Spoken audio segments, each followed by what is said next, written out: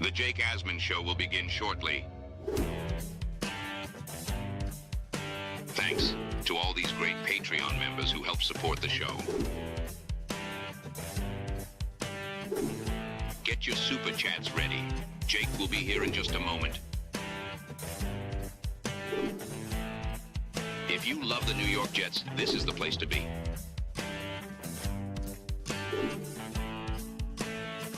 And now, the Jake Asman Show.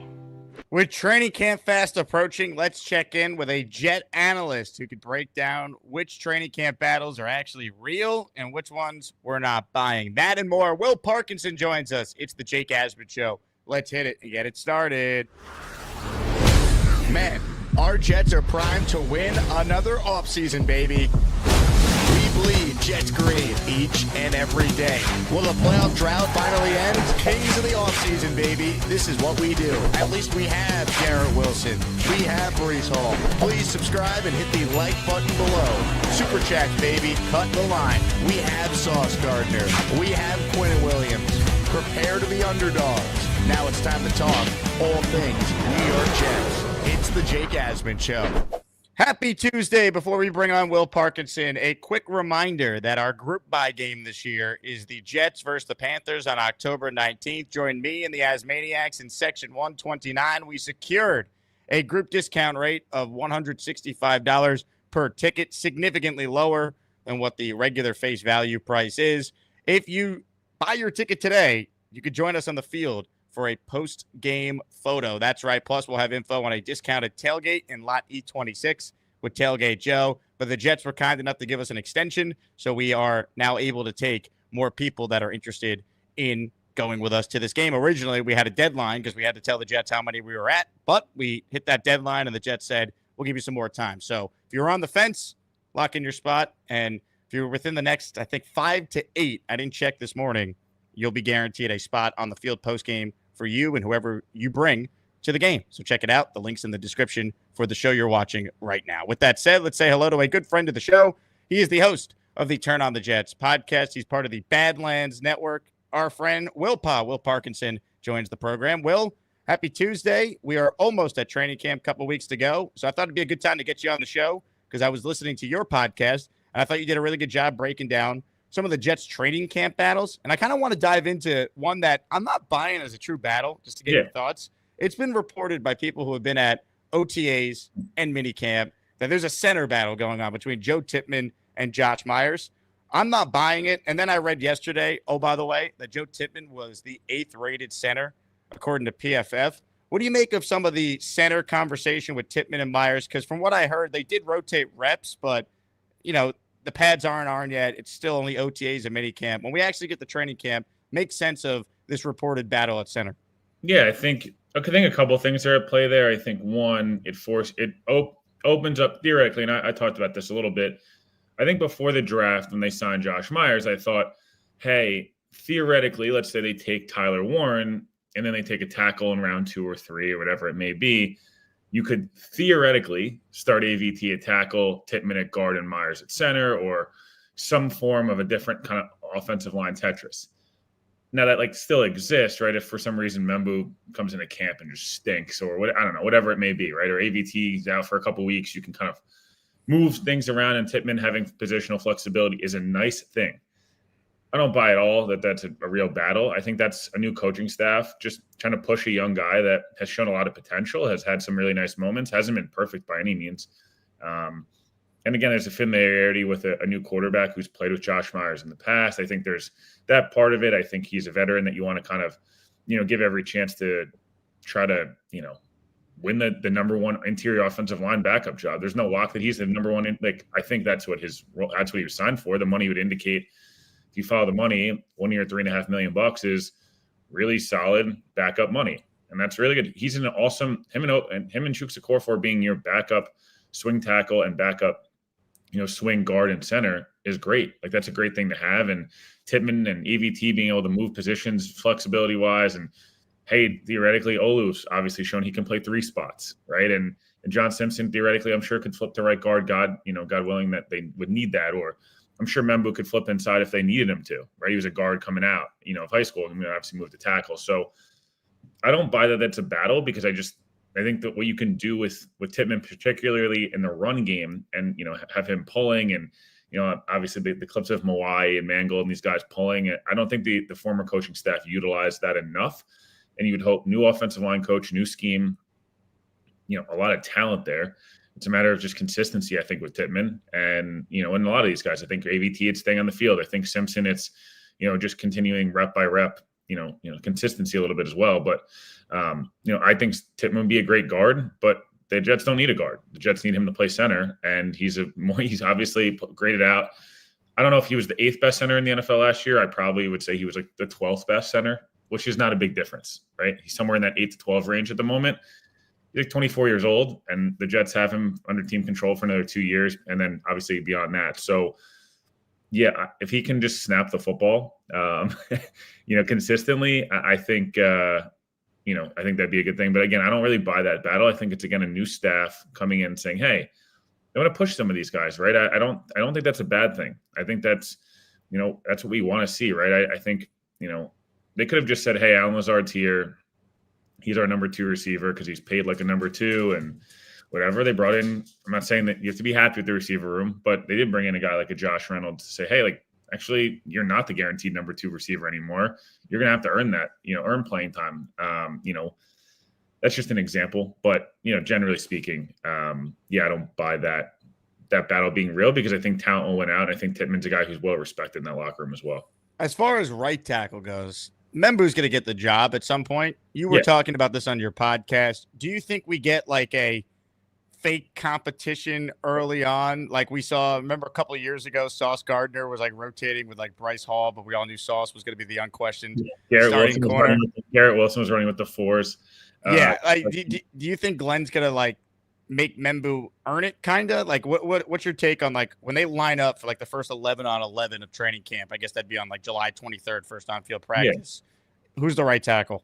I'd probably choose a core 4, I would assume, or even Carter Warren or Max Mitchell. Like, there's a good chance that they're gonna try to probably look. First of all, if you look at the Lions, they had no problem playing rookies, right? Like, this isn't something Glenn's like. The Saleh era was very weird with rookies. I feel like they tried so hard to be the old like, oh, you got to earn it, kid, and it's like, yeah, you earn it during camp, and then the season starts and you're starting. I would be really shocked if Membu's not the day 1 starter, in terms of like week 1 when the Jets play Pittsburgh.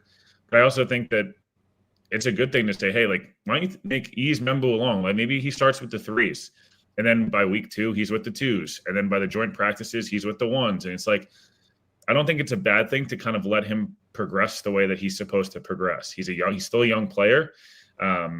He's a guy who, he's not a perfect prospect. He's a guy who's going to have, hey, in pass pro, does he, need a little bit of work? Sure. And I think that's fine. But I think it's a good thing for the Jets. Hey, it's a veteran in a core 4 who, all these guys, Mitchell, Warren, and a core 4 need to earn a roster spot, by the way. So it's not like they're guaranteed. All 3 of those guys are easily expendable if need be. I expect the staff to probably go with it early on. It'll be all vets.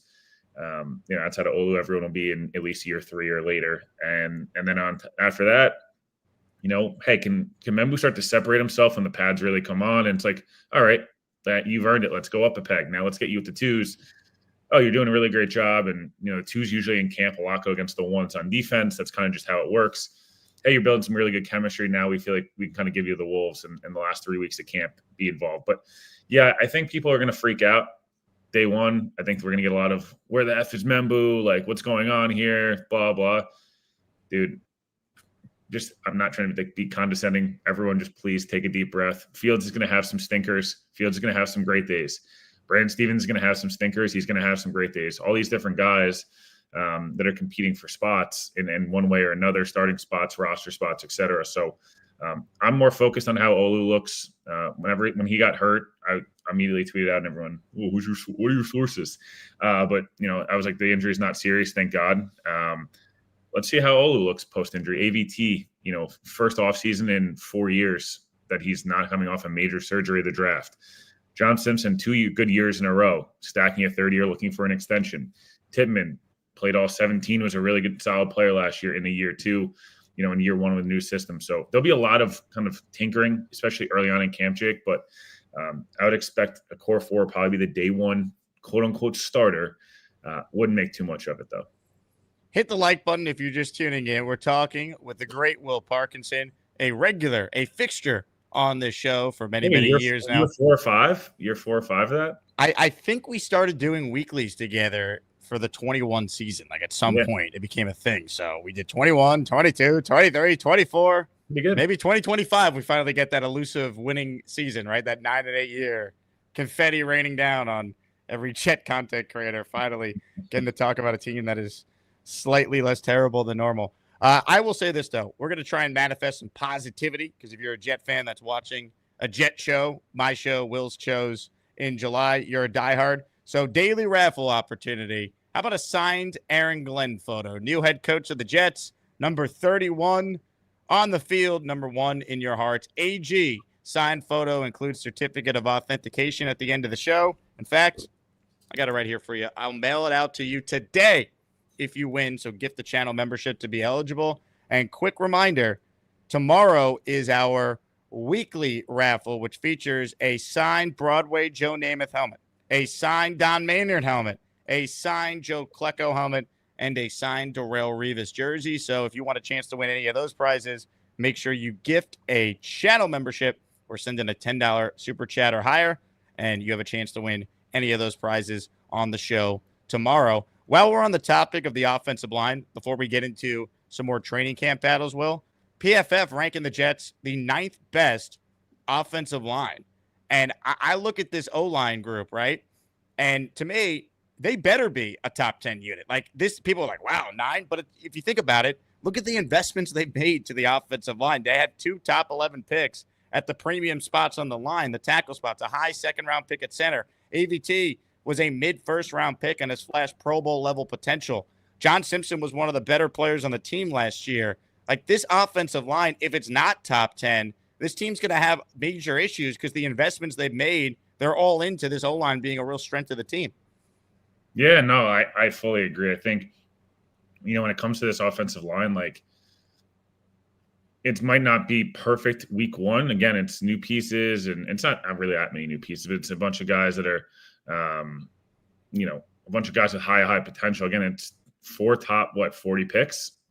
It's not like, AVT is, again, a top 13 pick. Obviously, Olu, Membu, even Tittman, obviously, for a center, it's a guy who's in the top 40, selected top 42, whatever it may be. And Simpson's a guy who everyone, talks about Simpson like he's an undrafted free agent. He's a 4th-round pick, right? So this has potential to be one of the 3 or 4 best lines in the league. It also has potential to probably be, it could be 13 or 14 if Membu comes along slowly and Olu only takes a small step, not a big step this year. But all the potential is there on paper.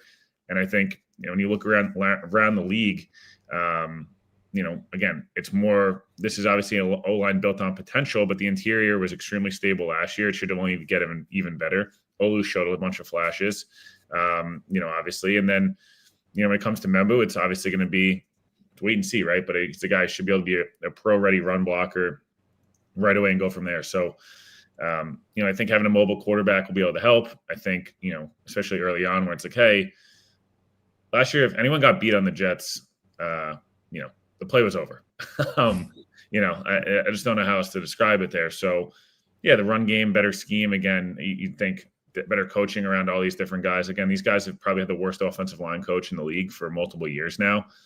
And, it'll be nice. Hey, AVT, like you got off this great start, you experienced some injuries, and then you went to, dealing with the worst offensive line coach in the league, like not easy to deal with. And I think, again, for guys like Olu and Membu, you like to see those guys continue to develop or develop at all. So, yeah, again, you could say maybe it's a little bit too, maybe a little bit too high day 1. But, like, if you told me the end of the season that's where they are, I wouldn't be shocked at all. There's a great stat that I think Michael Nania dug up over at JetX. So the Jets win total is 5.5. But if you look at the last 2 seasons and you look at PFF's rankings, right, 19 of 20 teams that had top 10 offensive lines finished with at least 7 wins. And the average record was 11-6. So if the O-line is as good as what PFF is ranking it right now, I think that infinitely raises the floor for this team. I don't know if they're a playoff team necessarily because I have major questions about quarterback and just the coaching staff in year 1 and all that. But if the O-line is 9th in the league, I think this team's winning at least 7 games. Would you agree? Yeah, I think, the reasons to be really excited about this Jets team is the coaching should be significantly better.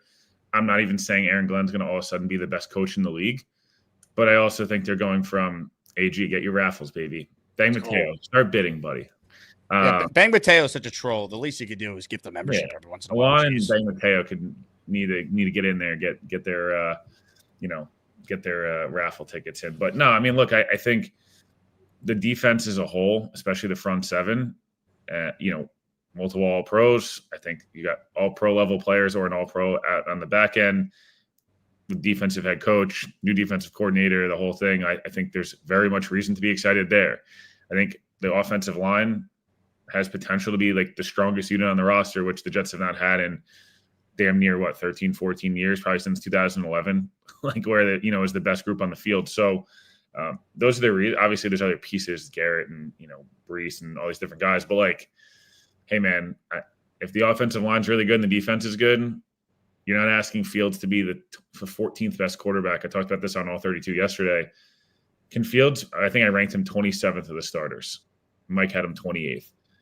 Can he take a step from 27 or 28 to 21 or 20, which is probably right around where Rodgers was last year?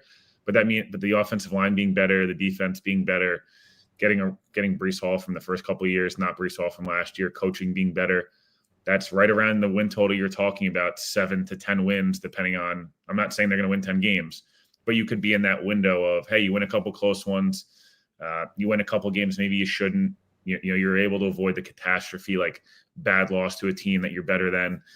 That's, talk about high floor. The way to have a high floor in this league is usually quarterback play, obviously. I think we all agree. But good coaching and a good offensive line and good defense certainly take you a long way in this league. Ladies and gentlemen, he did it. Bang Mateo gifting a membership. He says, Bang Mateo is not a freeloader. Bang might be a troll, but at least you have some decency to respect the AsmanJake community. Speaking of people who respect the community, the great Rick Kent, he has returned to Los Angeles. He was in New York the last couple of days, got a chance to meet up with Rick for lunch with a bunch of listeners last week. It was awesome. Rick, glad you made it back safe, and you are in the raffle for the Aaron Glenn signed photo at the end of this show and our weekly raffle tomorrow for all the prizes for not 1, not 10, not 15, but 20 entries, baby. Yeah. Get your ass off my super chats. Some of these are gifted memberships too. Hey. The hell with it. This is Rick Kent right now. He's fanning himself with money.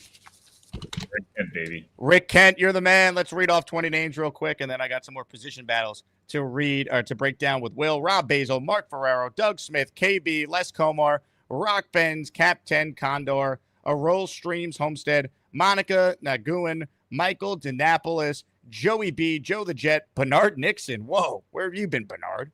Carl DeBoy, Andel Diet, Jesus, Jerry Vaco, Winston Grant, Ernie, E-Rock Polk, Rob Denob, all receiving channel memberships from our guy, the Rick Kent. Rick, thank you as always for your tremendous support of the show. Dylan with a super chat. He wrote Willie P in the chat. Shout out to Dylan Terraman for always supporting our channels. Make sure you guys go subscribe to him.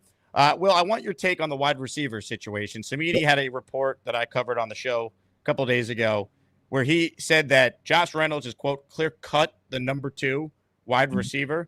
And I feel like it's been trending towards that for sure.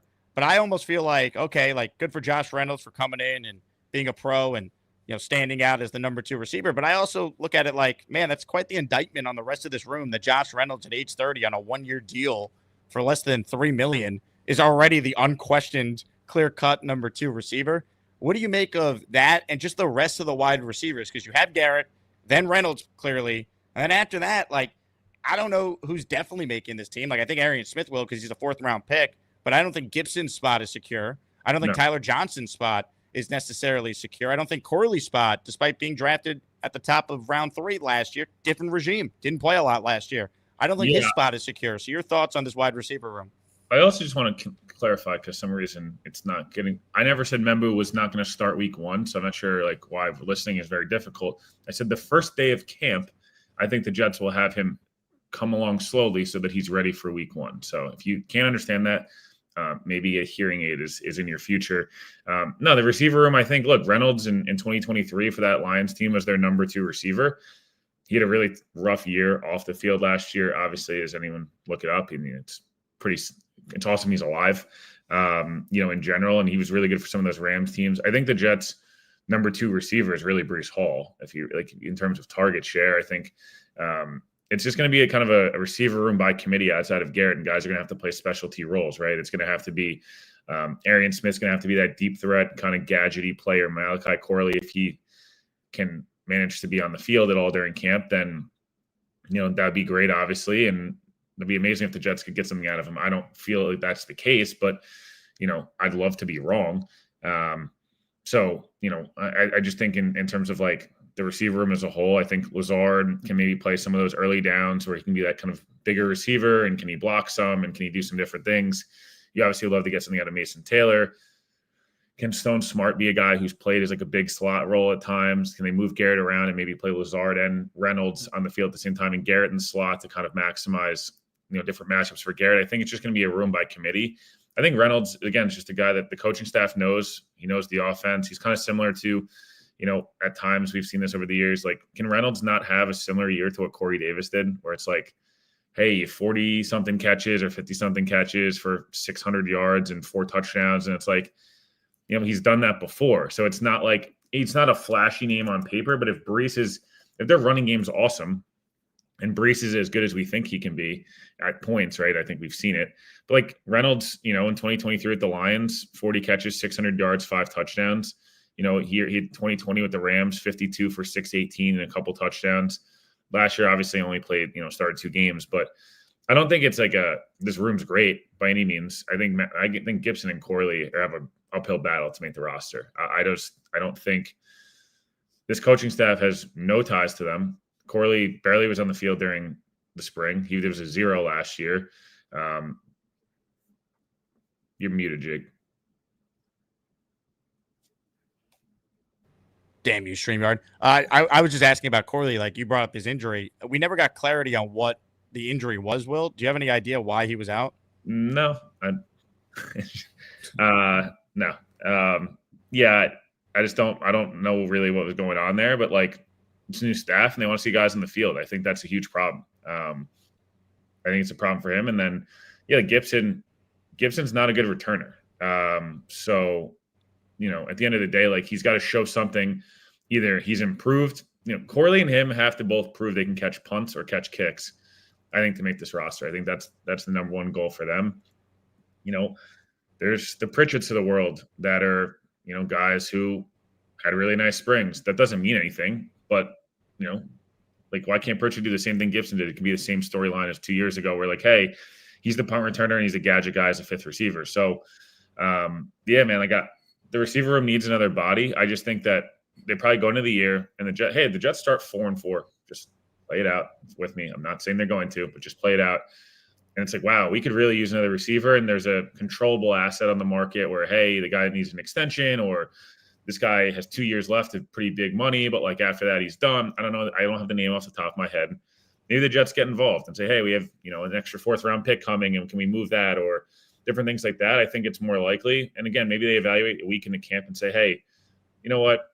We don't really want to have to pay Keenan Allen for multiple years, but let's figure it out, right? I just don't know that right now. I think that going to camp, they want to see what they have. Pads on, full go, offense kind of fully installed. What do guys look like? And if they need a guy, I think they'll go add one. And if they don't need a guy, they won't, right? Like, I know it's not what people want to hear. Last year they had this, a star of all star receiver rooms. They had 2 all-pro level players and guys who were both over 1,000 yards, the whole 9 yards, and the offense sucked. So, 2022 is Garrett and Corey Davis. Can't somebody else kind of take the Corey Davis role, and Garrett, who's a better player than he was 3 years ago or 2 years ago? Hey, we run the football better. We think the quarterback can move better, and the offensive coordinator is good again. The defense is good. Like, that Jets team ever had every bit of a reason to make the playoffs. They totally obviously botched, but yeah, I don't know. Maybe it's like copium or green glasses, whatever you're going to call it. The receiver room needs help, but also I want to see them what they look like in camp before I, go panic add an Amari Cooper, who, when it gets to November, totally becomes a different player. 25 with a super chat and Asmaniac super chat based on that. Is there a 0 chance we sign one of the free agent wide receivers? No, zero. You never want to go 0 chance. I think there's a better chance they add a defensive tackle or defensive end than they add. Again, I think edge is the same thing. Like, yeah, would Jadeveon Clowney be a good fit here? 100%. But what if they get into camp and Jermaine looks awesome day one? I'm not saying he will. Just like, let's just say that happens. Do I want to take reps away from Jermaine Johnson? No. But if they get into camp and Jermaine's like, hey, he's really 3 or 4 weeks away from full speed practice, now you gotta add somebody, right? Like, I just think it's a new regime. They've never seen any of these guys in pads in their own, like, as much as they played in during, the spring, and that's all great. I think they want to see these guys and evaluate a little bit. And I think not for nothing, Jake, one of the biggest issues the Jets had under Saleh and they've had in this whole playoff drought, their self-evaluation and their development has been horrendous, right? Like, they go into camp and everyone sees it, but they don't seem to see what the issues are. Or, we're in week 4 and it's like, dude, what are we doing? Why is this guy in the field? Or this guy is getting worse since they drafted him. I think improving your own self-development and actually maximizing guys' potential, and on top of that, just evaluating what your roster needs, I think would be a huge add, right? Like, again, get into week 2 of training camp and edge is a problem. Cool. Go add somebody. They have the cap space to do it. Receiver's a problem. Go add somebody. Safety, corner, whatever. I don't know. Pick your spot. Like, and within reason, they can add something. I think the biggest issue with the Jets in the past has been not doing that. And I think you'd like to assume with the new staff, there would be a little bit more urgency to do so. I actually think that's the best point I've heard yet on why they haven't added another edge or why they haven't added a receiver. I really think your edge point is spot on because we just assume, Jermaine's not going to be right away. Well, what if he is? And then you're right. If you sign a guy like Clowney, are you taking away reps from Jermaine? And there's no harm in just waiting because a guy like Clowney's probably not signing till maybe a week into training camp anyway. He wants to practice as little as humanly possible at this point in his career. So I think that's a really good point. I've not heard anyone else in the space associated with the Jets breaking it down, bring that up. So I think that makes some sense. I do think, though, like a guy like Keenan Allen would make a lot of sense. Like, he put up good numbers last year in a bad situation. It allows you to have that true slot, and you can use Garrett all over now. You don't feel like you need to just put Garrett there because you got to get Fields, that easy target. Like, I think, to me, he would make sense. Maybe he's holding out hope he could sign with a team that's closer to winning than the Jets appear to be. But I just – he was almost a Jet. He was almost a Jet, remember? They almost traded for him before he went to Chicago. That's right. We heard the Jets were in that. I feel like there are players short on both sides of the ball right now. You could tell me it's a receiver on offense, and you could tell me it's either a DE or a DT on defense. Like, defensive tackle-wise, let's talk about that now. Like, there's a real battle there. Who's going to be the guy that's going to line up next to Quinnen Williams when it's all said and done? Yeah, probably Cowart. He was the starter in OTAs. Again, listen, man, like, pads aren't on. None of that really, applies too much. I think you're hoping against hope. Again, I don't have as much hope for Leonard Taylor maybe as everybody else. I could be totally wrong. I think he's kind of a fourth defensive tackle pass rush guy. That's like what his role is going to be. That doesn't mean he can't be an effective guy that gets 3 or 4 sacks. That'd be great. But I just don't know if he's an every down player in the league. And not that he's an undrafted free agent for a reason. A guy who's a 5-star coming out of Miami, like, you don't drop out of the entire draft if there's not, other things kind of going on there. So, I think it's likely going to be, can Peyton Page come in and be a guy that, like, grabs a spot? We've seen Jets undrafted guys come in. Again, we talked about the edge group. Like, what's McGregor in year 2? What's Watts in year 2? Do those guys put on 10, 15 pounds of muscle in the offseason, in their first real NFL offseason, and guys that got game reps and be like, wow, these guys are the reason they made the roster last year is because there is something there. Or do those guys actually stink? Like, we're going to find out pretty quickly.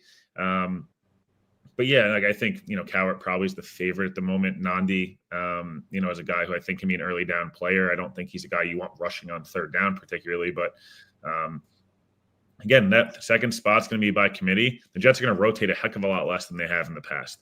Thank God. So, Quinnen's not going to be on the field for like 42% of snaps and everyone's going to be pulling their hair. That's going to be probably more like 60%. And when Jermaine and Will McDonald are healthy and on the field, like, Aiden Hutchinson was playing like 90+% of snaps under Aaron Glenn.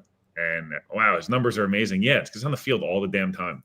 Will McDonald should be on the field pretty much every play. And when he needs a break, and that's great. But Depth is always important, but I think, under Saleh, they needed to have like truly 9 guys because all those guys played virtually a lot of the same amount of reps.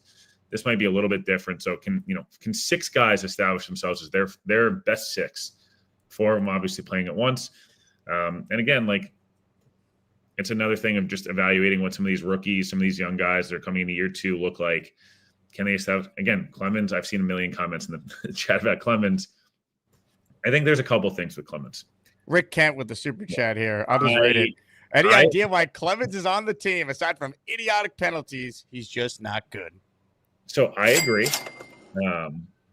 Just let me establish I agree before I'm sure Bang and Alon will try to chirp me here. I agree. But a couple of things. Clemens would probably get the $3.5 million from somebody else. So I'm not sure that helps any Jets fan here, but I think he would get the same amount of money from somebody else, right? He's got a guy with tape. If Michael Clemens is your 4th edge, he's a fine player to have on your roster. Special teams, 4th edge. That's what he was in year 1, Jake.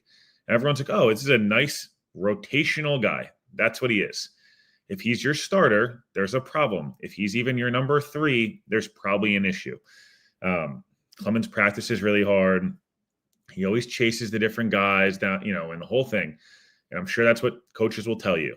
I don't agree, but that's a lot of coaches, older school coaches are going to love that because it's an effort guy and the whole thing. That's great.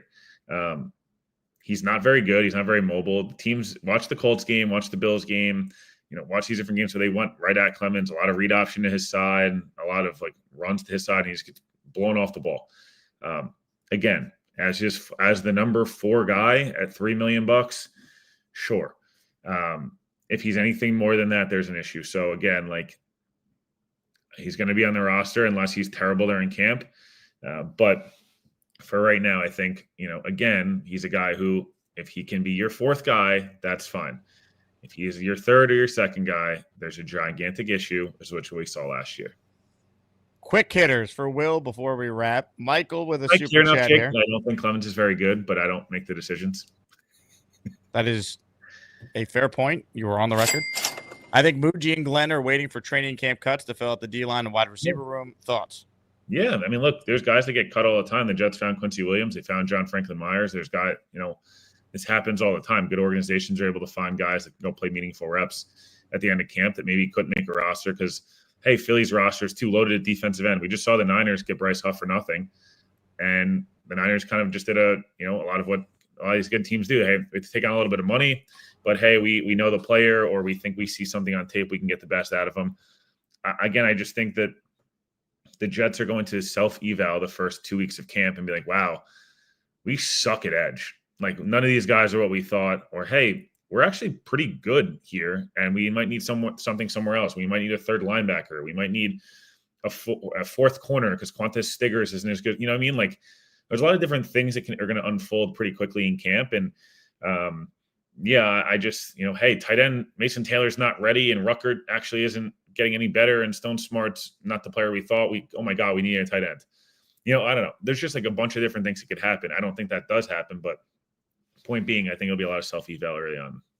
Will, do you still believe both Sauce and Garrett get contract extensions here, maybe before camp or at some point? Yeah, I think they get this summer. Both guys? Yeah, I think both guys. I just think it's a weird look not to get both extended. Like, unless Garrett's like, I'm not talking, which is not what he's said at all. Again, I think a lot of people have pointed out, hey, receiver is a little more difficult, and I totally get that. But I think, for the Jets, it's like getting both these guys done, knowing what it means to the fan base, knowing what it means to kind of that locker room to, hey, now we have guys like Quinn, Michael Carter that were the only other guys extended on multi-year deals under Douglas. And, hey, now we got, Sauce and Garrett, and has that help us set up for future extensions. And it's a good start for the regime. It's an easy W. It's a great W for these players. Sauce has been very vocal. Garrett, I would phrase it this way, Jake.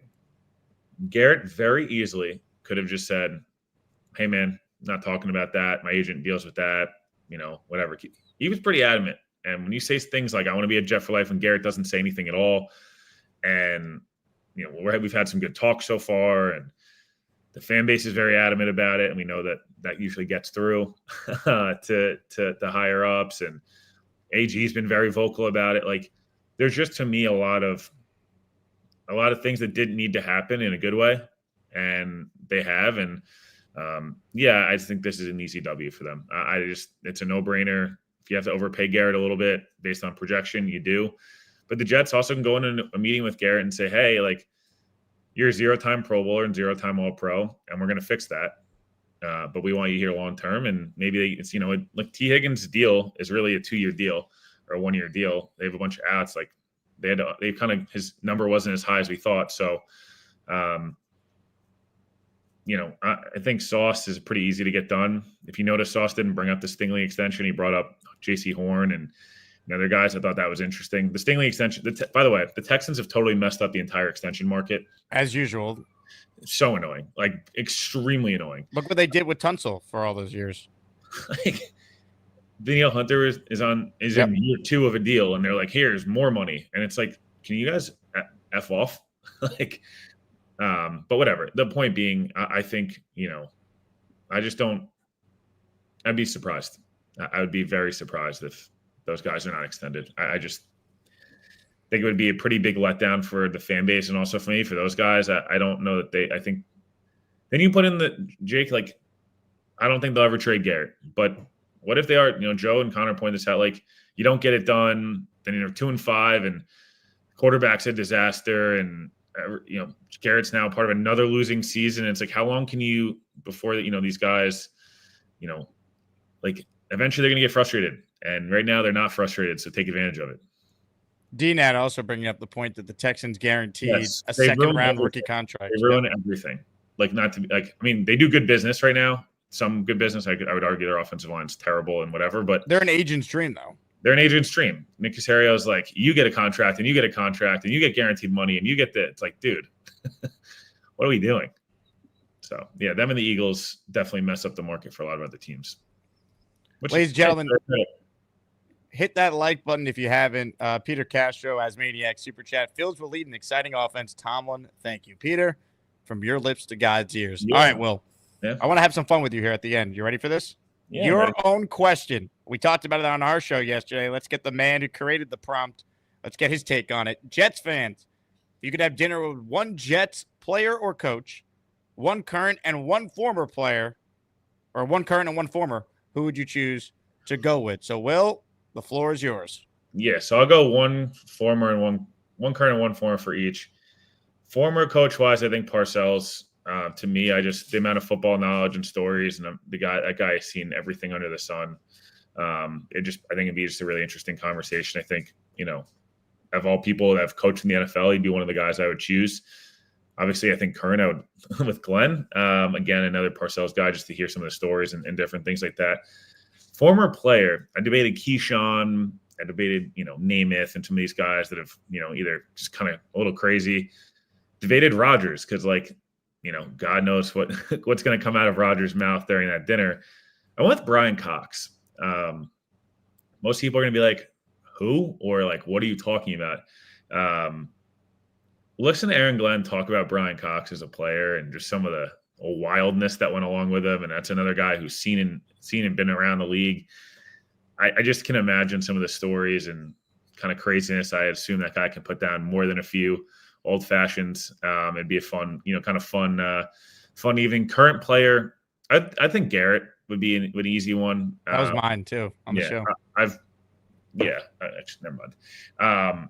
I would just Garrett's a good dude. He's got a good taste in food. Feel like he could have a good time. He's just a good dude. So that would be kind of one. I guess if I didn't do a star guy, I don't know.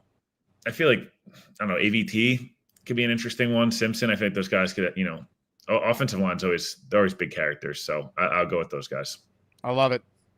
Great prompt there. And definitely Will's the master of getting like Jet Twitter to be like talking about things. Yeah. Talking about things that are not like, sometimes I did on my own show, like, who would you want to golf with? Like, it doesn't have to be serious. Just Sauce. He's Mr. Golf, or was. He says he's not playing as much now. Yeah. Sauce is a good golfer. I love it. Will, you are the man, my friend. Can you plug TOJ? And you guys have a Badlands event coming up, so feel free to mention that as well. right now it's been Thursdays and Saturdays, TOJ Pod, TOJ Talks. I've all 32 Mondays and Fridays. I'll go back to Tuesday, probably Monday and Saturday during the season. But yeah, August 23rd live show, Stout and Grand Central, 4 to 7. Joe, Connor, myself, Jake will likely be there. Oh yeah, JJ from the Ringer, Samini, Hughes, Zach, the rest of the Badlands guys. There's some rumors of the McCourties attending. There's some Kyle Brandt rumors of attending. Rangers breakaway for any hockey fans. They'll be there. There'll be some Mets stuff, potentially some Yankee stuff. So a bunch of giveaways, lots of Aaron free. Boone will be there. Your favorite? Man, I don't know. I think I'd boo him. I think I'd be that guy. Jazz back to second. It's crazy how peer pressure works. Jake, that just happened? Yeah. Oh my God. Tonight. We need about time. Peer pressure Dominguez every day in center. Bellinger in left, and Grisham can play every third day. No disrespect to him. DJ LeMahieu to the Shadow Realm. And what else do I want done? Marcus Stroman. Is there a step below the Shadow Realm? Can you just the hole? The hole. Get Marcus Stroman in the hole. And then adding 3 to 17 different pitching arms. But they have a lot of issues. I just like to see Jake for like 3 days, the same lineup. Just 3. Not asking for every week. Just like 3 days in a row, same lineup, same spot in the order, and just see if I watch these guys start to hit better. Like it just and Anthony Volpe, Phantom IL for like 10 days. The hamstrings barking. Get him delete his Twitter account, delete his TikTok, straight to the Shadow Realm for 10 days, and then he'll be fine. But right now, that dude is so far in his head, he can't feel the ground ball, and it's honestly pretty hard to watch. Right. It's now affecting him defensively. Luis Heel beginning a rehab assignment on Sunday, so that's good. Yeah, I mean, hey, let's I hope – I don't know. I don't have any expectations just because whenever you hear lat and forearm, it's very scary. But he was awesome last year. When he throws strikes, he's one of the best pitchers in the league. So let's pray and hope that kind of happens for our sake and for the Mets' sake. They're going to be getting a lot of guys back. If Vientos can start hitting, they add a center fielder and an arm in the bullpen, they should be more than fine. Love it. Will, you're the man. Always appreciate you hopping on, my friend. Looking forward to hopefully a lot of Victory Monday chats this year because we get 9 Victory Monday chat. That's all I'm asking. God. Will Parkinson, everybody. We'll talk to you soon. Will, appreciate you. Thanks, man. Will Pa 11 on Twitter. Check out Will's podcast. A couple of memberships came in, and if you're tuning in late, we're giving away a signed Aaron Glenn photo at the end of the show. A little positive vibes here. We've done a lot of giveaways over the last couple of weeks. My thank you to the audience for still tuning in during the slow times. It is going to pick up training camp. We bring on people at all the practices, giving us real-time observations. Sometimes we even have Jet fans who attend these practices call in live with their takes. So that was a lot of fun last summer. So we're almost there. Enjoy your summer, but we all know football season is coming, and we can't wait for that. Your chance to win a signed Aaron Glenn photo at the end of the show. And reminder, tomorrow's the raffle. So you have this show and the second show, and that's it. Then you got to figure out whether or not you want to enter the Asmaniac raffle. Our weekly prizes: a Joe Namath helmet, a Don Maynard helmet, a Joe Klecko helmet, and a Darrell Revis jersey. These are all signed and authenticated. Huge shout out to Anthony. He's a huge Yankee fan. I'm sure he likes the news of Jazz Chisholm finally playing. Oh, I don't know. His natural position. Doesn't that make sense? Anthony is in for 5. These are the channel memberships, courtesy of Anthony, William Haas, Vino, Coops, Mike F., and Drunk GG, all receiving a membership there. Our guy Black Gypsy, who celebrated a birthday 2 days ago, he is in the raffle for 1 by gifting a membership. Black Gypsy, your gifted membership went to listener Christian A. Stack is in the Asmaniac raffle. A bunch of you gifted prizes to Stack. Stack, I think there's more on the way, by the way, so check your mail later. Stack, boom. TX is the recipient of the gifted membership there from Stack. Remember, if you call into the show, you also earn a raffle ticket. If you call in from an attic, you get, what did we say, 2 raffle tickets, and pool calls are worth 2. And if you do a cannonball or a dive into a pool, the chat will decide, is that worth 3 or is that worth 4 raffle tickets? So we're having some fun here on the show. Before we get to your calls, we are sponsored today by House of Atlas. Listen up, people. You need to learn what to use to look good at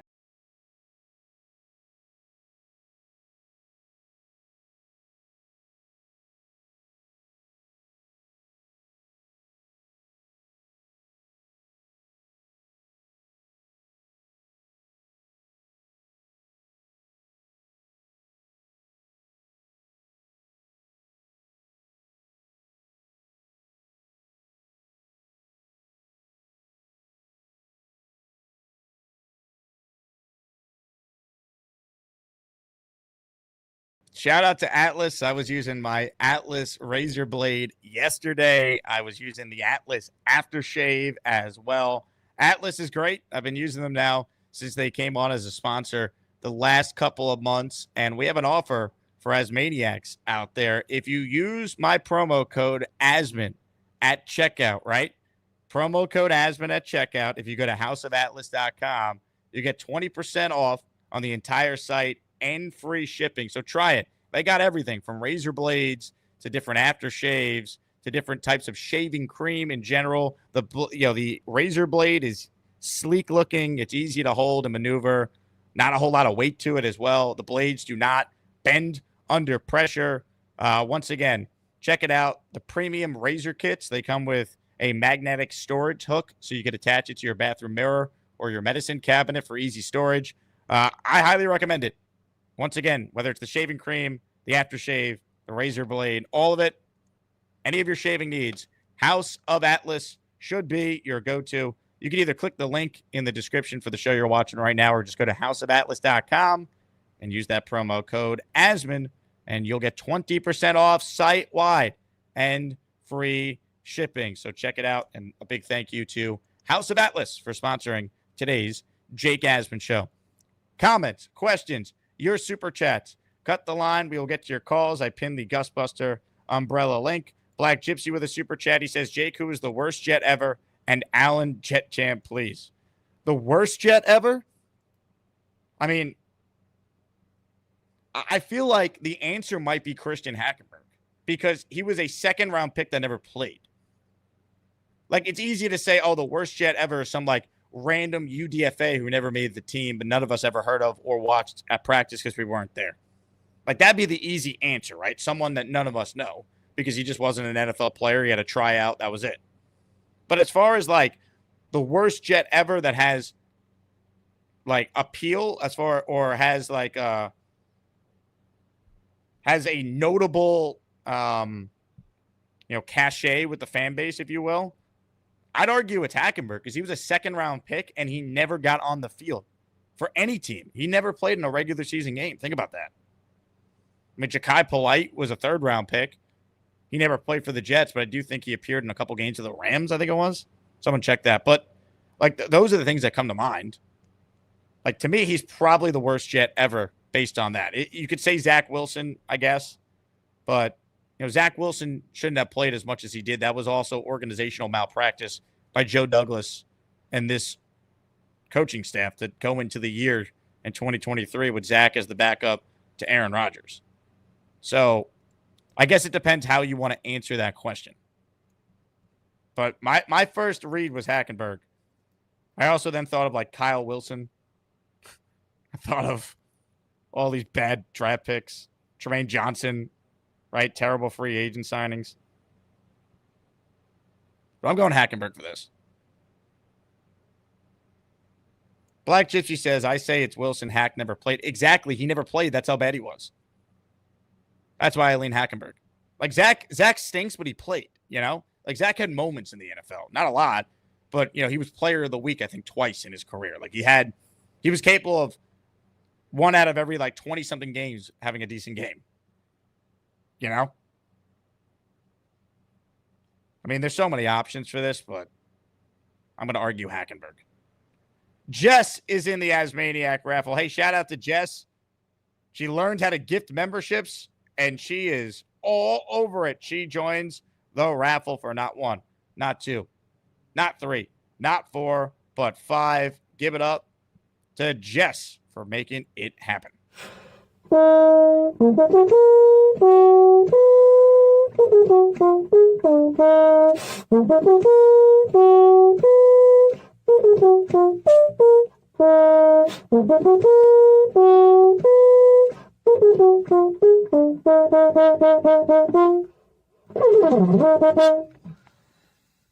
Let's go, baby. Jets on CBS, week 1, Jim Nantz, Tony Romo. Hello, friends. On the call, I have heard through sources, so keep that in mind. Ladies and gentlemen, Jess in for 5. How about AD83 joining the Asmaniac raffle? We're giving a signed AG photo away at the end of the show. Yeah, here we come, baby. Here we come. Here come the Jets. saying? You can see it on the screen there. Here are the 5 from AD83, C Nasty, Nicholas Rocca, Nicholas Alverson, Sean and St. Augustine, and we might have missed one there.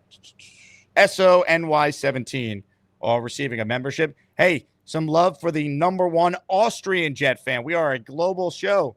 Austrian Jet fan joining the AsmanJake raffle. He has sent in 5 channel memberships. Money.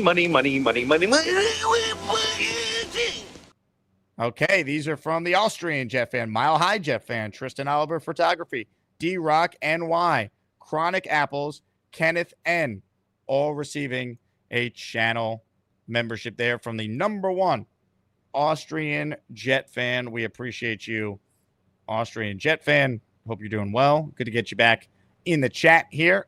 Comments, questions, super chats, they cut the line. Again, thank you all who tune in each and every day. Austrian Jet fan says, compete. We're definitely going to get that. I mean, Aaron Glenn has pretty much made it clear this is not going to be a country club anymore, which I like. I think this team was so fundamentally bad last year at things that win football games, like discipline and tackling, that I think you need to, I don't know, practice it in training camp if you want to actually be good at it when the games count. Is that fair to say? Maybe a hot take? Like, hey, you want to be a good tackling team? I don't know. Maybe you practice it. And there's rules to it. Like, you're not going to have the old days where it's 2-a-days and all this contact. And, you know, there used to be 6 preseason games, right? Like, think about that. You're not going to have that. But I think we'll see Jets players play in the preseason more this year. I think we're going to see way more physicality at training camp. We'll have refs at practice. What a concept, I know. Never made any sense that Saleh didn't have referees last year at practice. Like, what? Will Parkinson had this tweet the other day, and we just had Will on. Excited to see what an Aaron Glenn training camp is going to look like. Think it will be far more intense, actual direction, more hitting, and feel as much like an old school summer as you can get away with in today's NFL. I think that's a good thing if you're a Jet fan.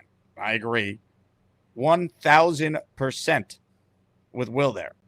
Art Stapleton, who covers the Giants, he quote tweeted that, and he wrote, "From what I saw of the Lions versus the Giants the last 2 years, Detroit practiced with different intensity instilled by Campbell and Glenn for sure." Remember, the Giants had joint practices with the Lions, right? So that's someone who saw what a Lions practice looked like. Good. I'm excited about that. I think this is good. I don't know if it means the Jets are going to win 9 games or 10 games.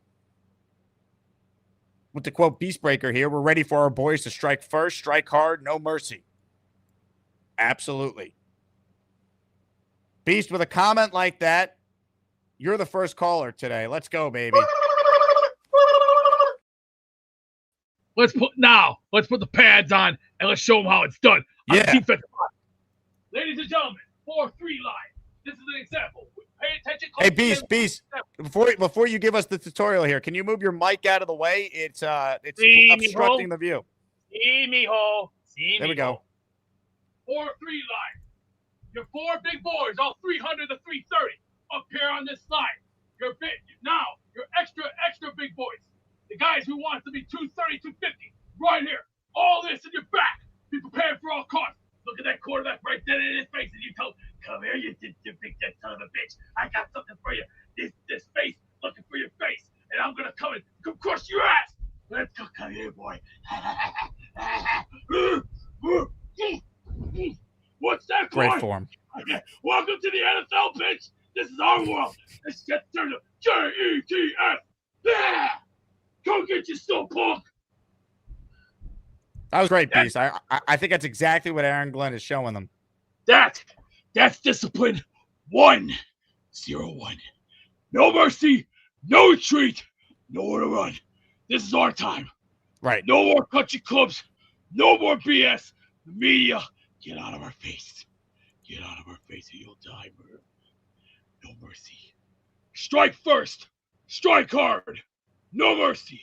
If the enemy confronts you, he's the enemy. And the enemy deserves no mercy. That's where it's going to go. Bottom line.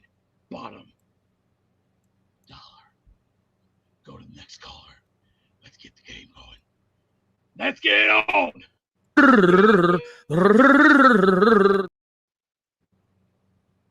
Go to the next caller. Move along. Move along.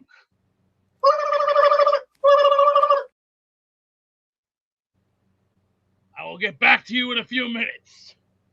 Rejected. Sorry.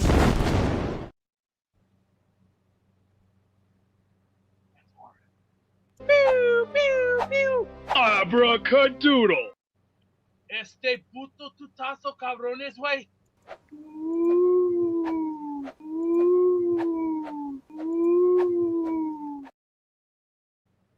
Great stuff there from Beast. Way to set the tone. Ladies and gentlemen, will this guy decide to jump onto a bed? We'll ask him right now.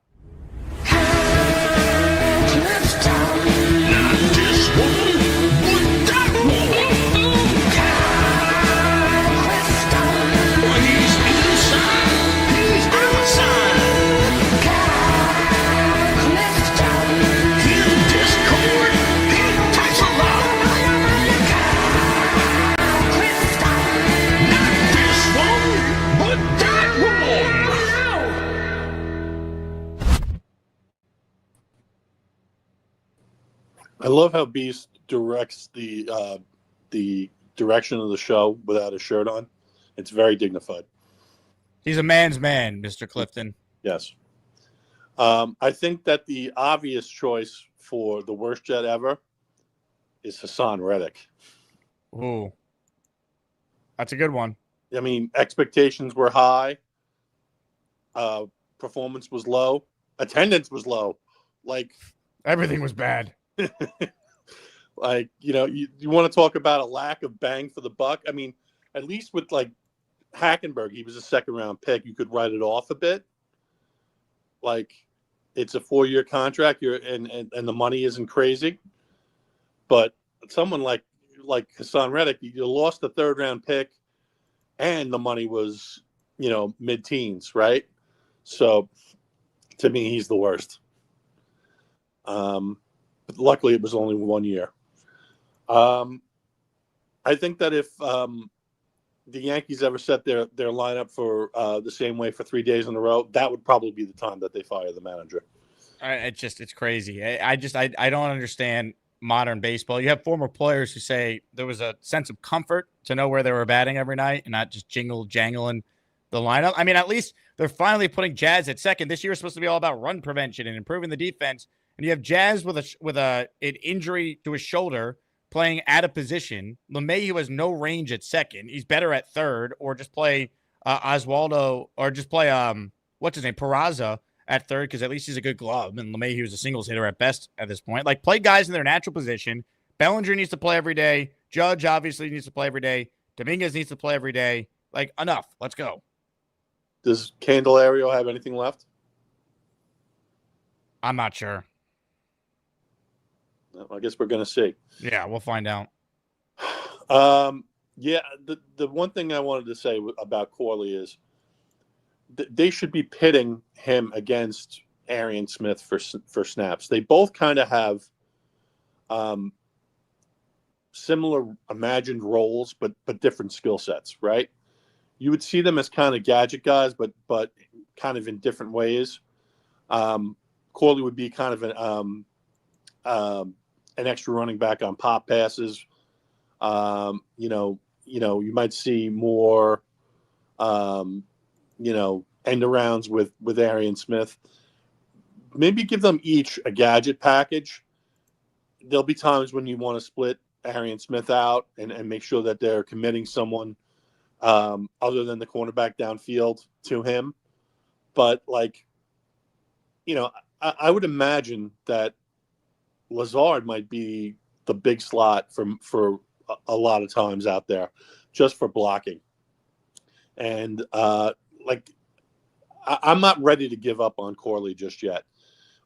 Pit him against Arian Smith in camp. See what you can get out of him. Have an idea about what you're going to do with these guys, and see if you can extract some football and then gradually increase their roles and their route tree as the season goes on. That's kind of what they should have done with Corley last year. Limited route tree to begin with, gadget packages. They didn't do it for whatever reason. It's on him to get it done now, but I'm not willing to write off somebody with that much physical talent because I mean you see it on tape and you actually saw it in the preseason and even in the game where he let go of the ball before the end zone. There's something in there. It's up to Glenn and company to kind of unlock it. I agree with you. I don't think you give up on him yet, but if he doesn't play special teams, I think it's a hard I have a hard time finding a spot for him on the roster. Well, you have to imagine that either him or Smith is going to have a role on special teams, right? Because does Gibson make this team? I don't think he's a lock to make this team. Okay, because I would think that is it Kenne and maybe Davis have had roles on return teams in the past, right? Yeah, that guy was really good last year for the Jets. He had the kick return in the game. Right. Some maybe Aaron Smith or Corley have to kind of distinguish themselves in that way for them to nail down a spot. But it's entirely possible that they're only going to carry 6-5 wide receivers. There's a lot of talented running backs on this team. There's some talent in the tight end room, even if they haven't shown it yet. And this offense is going to be unconventional. So I wouldn't be surprised if, in past years that you said, oh, they're going to take 7 wide receivers. I don't think it's going to be that this year. Thanks for your time, Jake. Well, I would say too, Kyle, I don't think they should take 7 wide receivers, given the fact we all believe they want to run the hell out of the ball. Right. The amount of times we think they're That's going a big to. part of it. That's a big part of it. Yeah, like to me that would be like poor roster building. Like you don't need that many wide receivers if your plan is to like lead the NFL in rushing. No. Right. And, we imagine the third quarterback will be on the practice squad. So, all things being equal, we'd probably rather carry in an extra offensive lineman. That's just how I feel about it. I appreciate your time. Kyle, we appreciate your time. Great call. Kyle Clifton, everybody. One of the unquestioned greats. What do we got here? No new super chats, but I did see this comment from Alan just to accentuate why people don't like him. Why do I have a feeling that Zach Wilson starts a game for the Dolphins and beats the Jets? You don't actually have that feeling. You were just in the mood to troll and try and come up with a cockamanian scenario. So, Alan, here's how I'm going to respond to your feeling. And that's it. That's all I have to say. By saying nothing.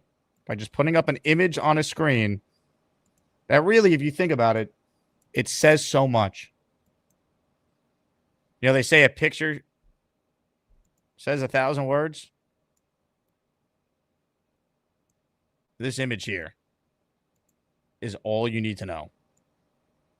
It's all it needs to be said without saying anything. All right. On that note, let's get to more of your calls. International is where we're headed. Jason's in Jerusalem. What's up, Jason? Hey, Jake. I'm actually going to have to agree with Alan. I hate saying this, but as a cynical Jets fan who's gone through the ringer, I see Zach Wilson going 1-9 with the Finns, but that one win being against the Jets. No, you don't. I don't want it to happen, but like I've seen that, I've read the script before, and guys coming back to haunt us or games that we know we're going to win. Like, oh gosh, the week after the bye with Mac Barkley starting for the Bills and losing by like 50 to them and stuff like that. It's just so in this franchise. I mean, I want Glenn to change the entire culture of it, but until we see otherwise, that's what we think. I mean, like I don't wish it. It's a nightmare, but we've seen it too often, man. So I hate being up here saying, I dissed the Sandlot yesterday, and I'm agreeing with Alan today. I'm sure I'm like teetering on the edge of the shadow realm, but let me get to the other point now because he's not beating the Jets. Can we stop this? Oh no, I mean it could be a 9-6 game in the rain, type thing. I'm not saying that he's the reason that they're winning, but statistically he'll get the W or something like that. Get an AJ Dewey game type thing. Stop. Anyway, yeah. talking about bad Jets, why not just put somebody up there who like just cost the team and gave absolutely nothing to them? A guy like Kari Vedvik or Alex Kessman.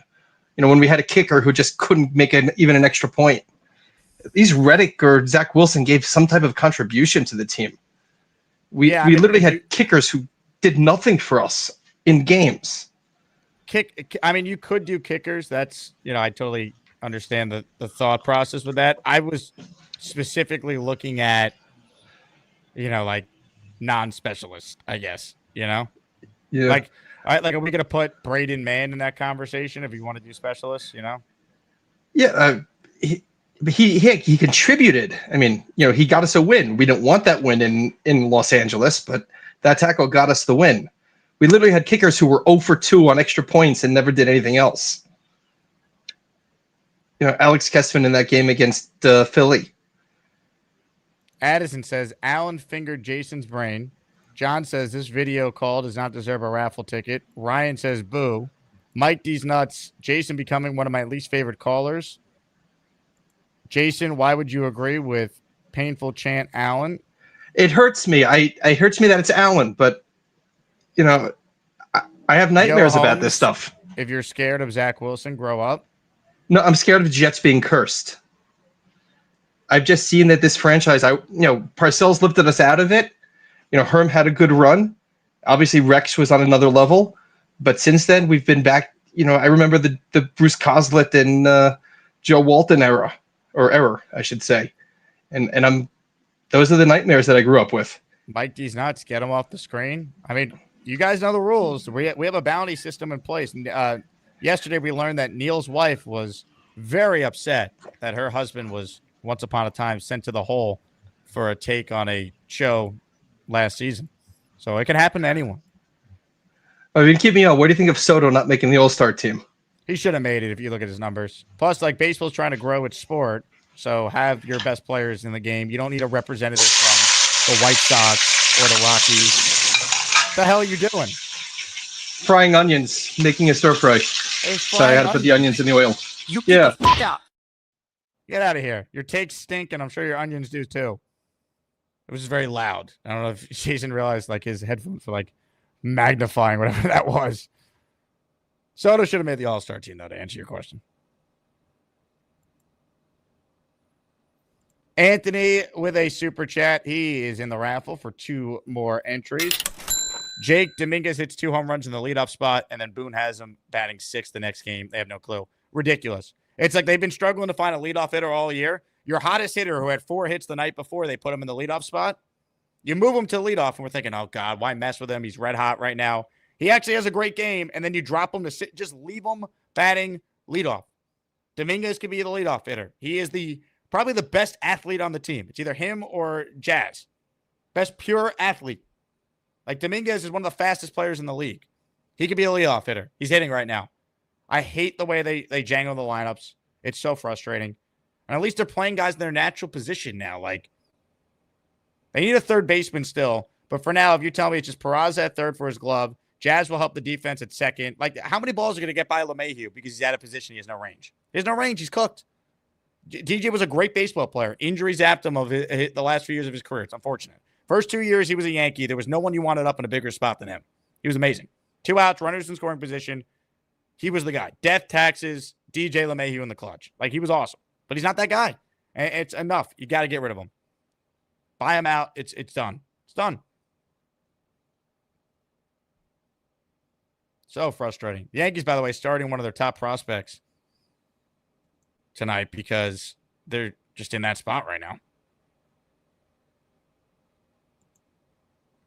You got the injuries to several starters. Obviously, Clark Schmidt is now out for the year, so they're going to have to figure it out. The bullpen is taxed. You got to get some length from your rotation. Cam Schlittler, one of the Yankees' top prospects. He's getting a chance to start. He'll start tomorrow. Will Warren tonight. Schlittler's major league debut tomorrow, and then Stroman on Thursday. Crazy. All right. Mike with a super chat. I'm optimistic about the coaching staff and the season, but if we lose to Zach, I'll have to take a step away from my mental health. Yeah, if they lose to Zach Wilson, that might be it for me as a Jet fan. Like, I just that's it. I'll never have any belief it's ever going to get better if that happens. But it's not happening, so I'm not even going there.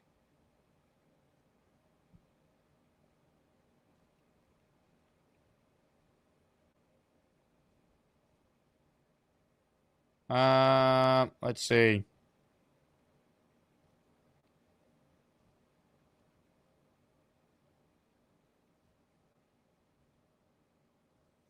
What do we got here? Beastbreaker writes in, Mike D's Nuts and Beast are a two-way punishing combination of destruction and annihilation beyond submission. What's funny is I think Mike D's Nuts hates Beastbreaker's guts. I don't know if that's changed at all, but Beast apparently thinks they're friends now. So I'm very curious to see if there was some sort of rekindling there. Or can you rekindle a friendship that never existed? Was there a meeting of the minds that I'm unaware of? D's Nuts, if you're still in the chat, please let us know. In the meantime, let's say hello to one of the greats that calls into the show regularly. Well, he's home sitting in a chair, 'cause his back hurts. On the road, he's sitting in a chair, in an upgraded hotel room. He calls the show his ass is in a chair. His wife thinks he's weird. He got a beard. He loves the Jets, the Super Jets. He's a big fella. He's all alone in a room on a chair. That's a big fella. Hey, what's up, man? Oh, you're on a bed. What the hell? I'm on a bed, bro. I'm on vacation. His home is built, it's on the bed. That's what feels good. On the road, his bill is on the bed. In a dirty hotel room. He calls the show his bill, he's on the bed. He's just more comfortable. He got a beard, he loves the Jets, the Super Jets. He's a big fella, sleeps alone. There's no room on his bed. But that's a big fella. Now everything's good, bro. Now everything's good. Now we can continue with the Jake Asman program. That's right. I'm waiting for Gator to make the pool one, bro. That'd be cool. The rare pool appearance. But I was just calling in yesterday, like when I got home from the boardwalk and everything. I'm on, TikTok watching videos and stuff, and people are shitting on the Jets, bro. Like always, awful. And and it's kind of pissing me off. I think we're going to be making a lot of people eat their words this year. I'm not saying we're going to go be like some world beater team and make like a deep run in the playoffs or anything like that, but I don't think we're going to be as bad as what everybody says. I think I agree with Peter Castro that we're going to be more dynamic on offense. He thinks we're winning 11 and games. I think people are discounting that a lot.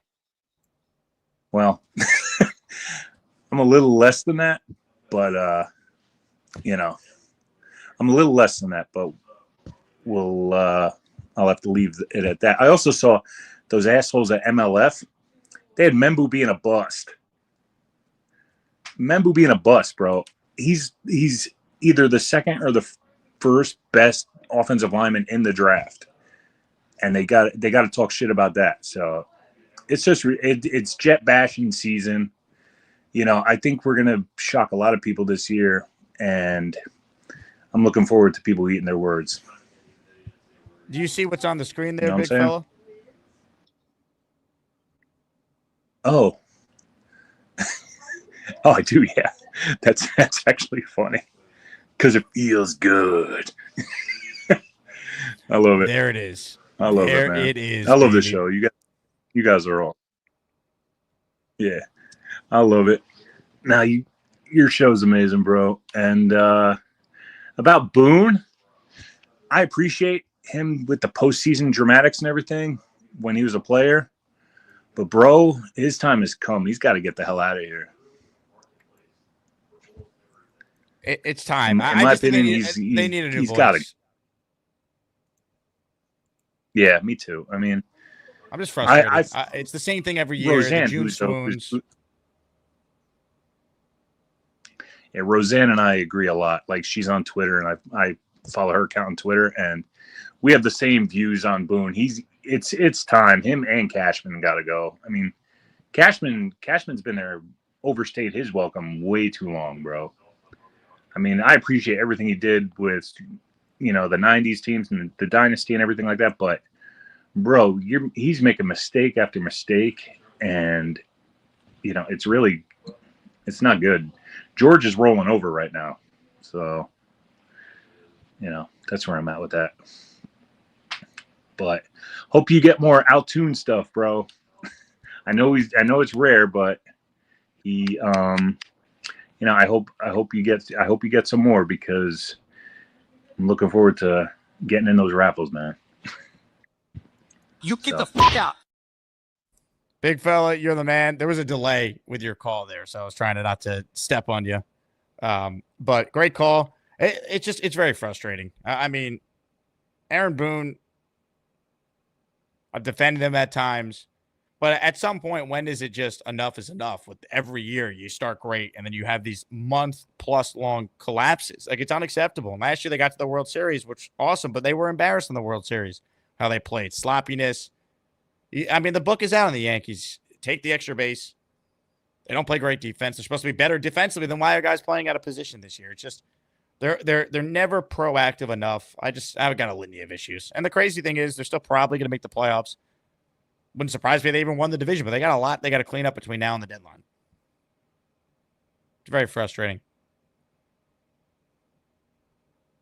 And I hate being gaslighted by the manager after these games too. Like, we're the best team in the league. He's telling his players, like, really? How about tell him, like, it's unacceptable, you need to play better? You're not the best team in the league. Just like a couple years ago after that loss, I think it was to the Red Sox in the wild card round. The league's caught up to us. The league's caught up to you. The league's past you. Houston beat you in the playoffs at that point multiple times. Tampa beat you the year before at that point. The Red Sox just beat you. You haven't won the World Series since 2009. The league's caught up to you. Like, the arrogance they have, they act as though they are still the Yankees of the 90s and early 2000s. They haven't been that. And look, we're Jet fans, right? So we're not going to poo-poo going to the playoffs every year. There's something to that, but there's a different standard with that. Especially when you have the payroll the Yankees do in a sport that doesn't have a cap. But the AL is not that good, so, like, you're not going to give up on the Yankee year. They have a guy who's probably going to win his third MVP award, and they have a pitcher who is right now probably the co-favorite or the second favorite to win the American League Cy Young Award. So you're not going to give up on the year, but it's very frustrating. By the way, Mike D's Nuts says him and Beastbreaker are cool now. Tremendous. I could change, you could change, we all could change. A little Rocky 4 on you, Mike D's Nuts. Beastbreaker writes in, time for the toilet. Beast, what do you mean time for the toilet?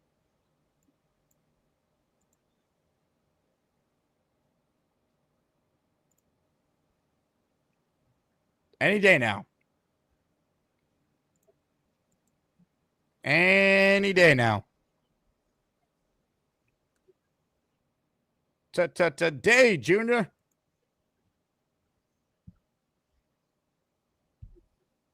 You taking a live poo on the air, Beast? Is that what's happening here? Oh, sorry about the mess. Sorry for the mess. Give me a second here. I was just doing my homework review, and we're doing very, very well. If you want to...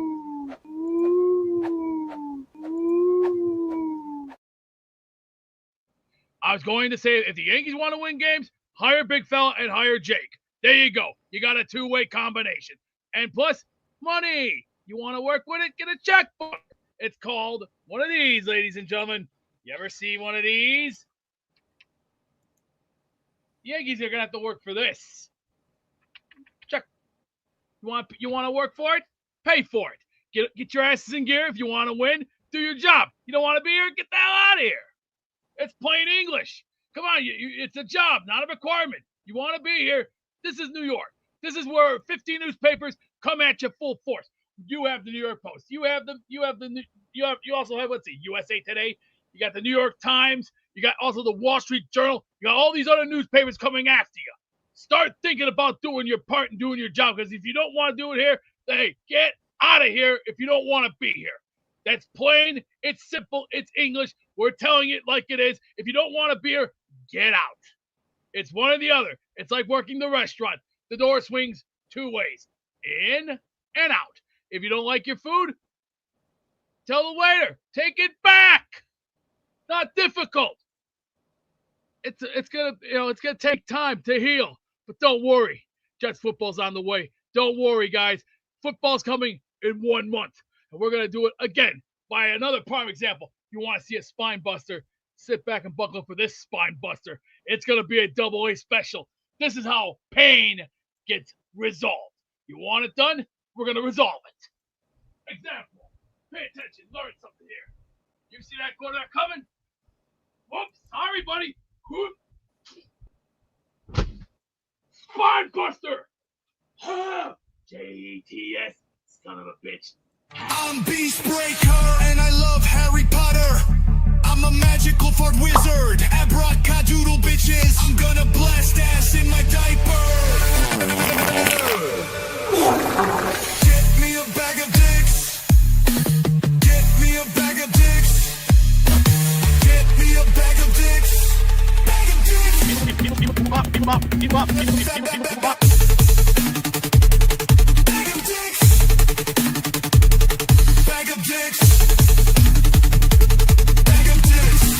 Well, geez, 6 rings. Hacking the show again, mid-beast call. That was wild. That was something. Quick reminder for those tuning in late. Raffle at the end of the show. I also should plug this. I'm doing 7 hours of broadcasting today. We're doing this show right now. We got another show at 4 p.m. Eastern time. Matt O'Leary's going to join us. Normally, he's on Thursdays. This week, he's going to be joining us today because we will not have a second show on Thursday. And then I want to make sure I let everyone know that tonight I'll be hosting on ESPN Radio nationally. So for 3 hours, 7 to 10.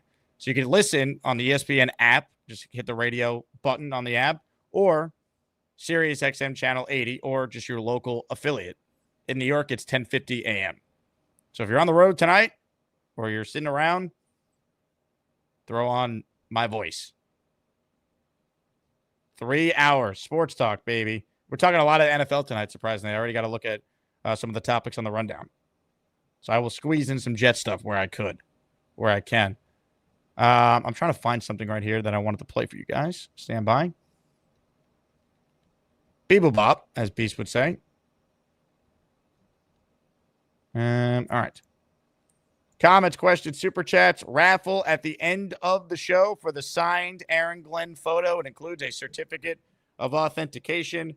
Gift away to enter. Like Luppy did. The Lupp man. Luppy won a signed item on yesterday's show. He won the signed Altoon photo, and he's back for more. He is in the Asmaniac raffle for 5, baby. Yeah. Show me the money. Show me the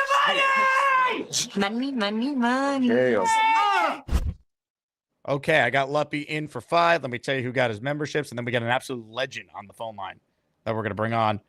Joe Man Ops, MJ Wilson, David, Lou Rodriguez, and Tom Murray, all receiving a channel membership from the Lupp Man. Luppy, appreciate you. Big fella with a super chat. Beast, I might be coming to Chicago in the fall. Oh, we need a big fella and Beast meeting of the minds in the attic. Dylan says, how'd the sushi date go? Better than Chipotle? It did. Sushi was excellent, Dylan. Appreciate you asking. Sushi's probably like my second or third favorite food. Like, it's right up there. All right, more of your calls right now. Ladies and gentlemen, I promised you a legend. It is time to say hello to a man who believes in achievement. He believes the moon landing was real, and he believes that Charles Gorman needs to get a damn job. He thinks that Charles and Bobby need to get a job. This cowboy hates to see Asmaniacs complain. What he call him, one punch bigger. You need to get a job. What he call him, one punch bigger. The beast is on his ass. Call him one punch bigger. Does anyone see Bean Mac and call him one punch bigger? You only need one.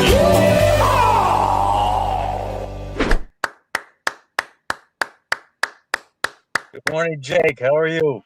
Good morning, Dave Briga. How are you, my friend? I'm doing pretty well.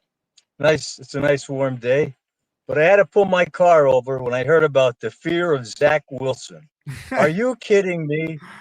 Are you kidding me? What's wrong with you guys out there? Don't go for that Allen take. We know Allen's gig. He's just trying to rile us up.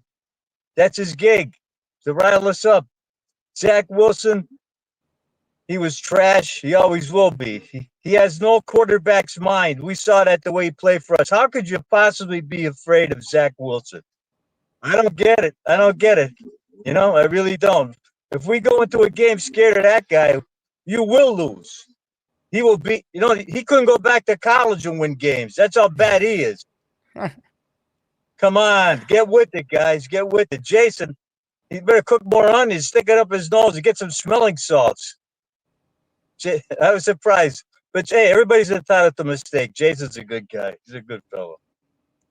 But I don't know. What do you think about Jake? You don't have any fear of Zach Wilson, do you? No. I'm afraid of Rodgers doing that, right? I could see that definitely happening but Zach Wilson can't play. So if he actually played great and beat the Jets, that would actually destroy me, Dave. I can't fathom it. No way. Well, even if the Dolphins won the game, it wouldn't be because of Zach Wilson. It'd be impossible. It'd be impossible. I agree. If it did, we're living in another universe. I mean, that guy stinks, plain and simple. Bring back some of your old takes on him. He stinks. He stinks. Amen. Amen, Dave. He caused us so much harm. It was, those seasons he was here, between he and Salah, they're not even good for the garbage can. You know what? I'll never give that Salah a break. That guy was weak as they come. He's weak. His weakness projected on the team. And I think about the way he ran the defense, the good players that we had, never adjusting. Don't get me started on him.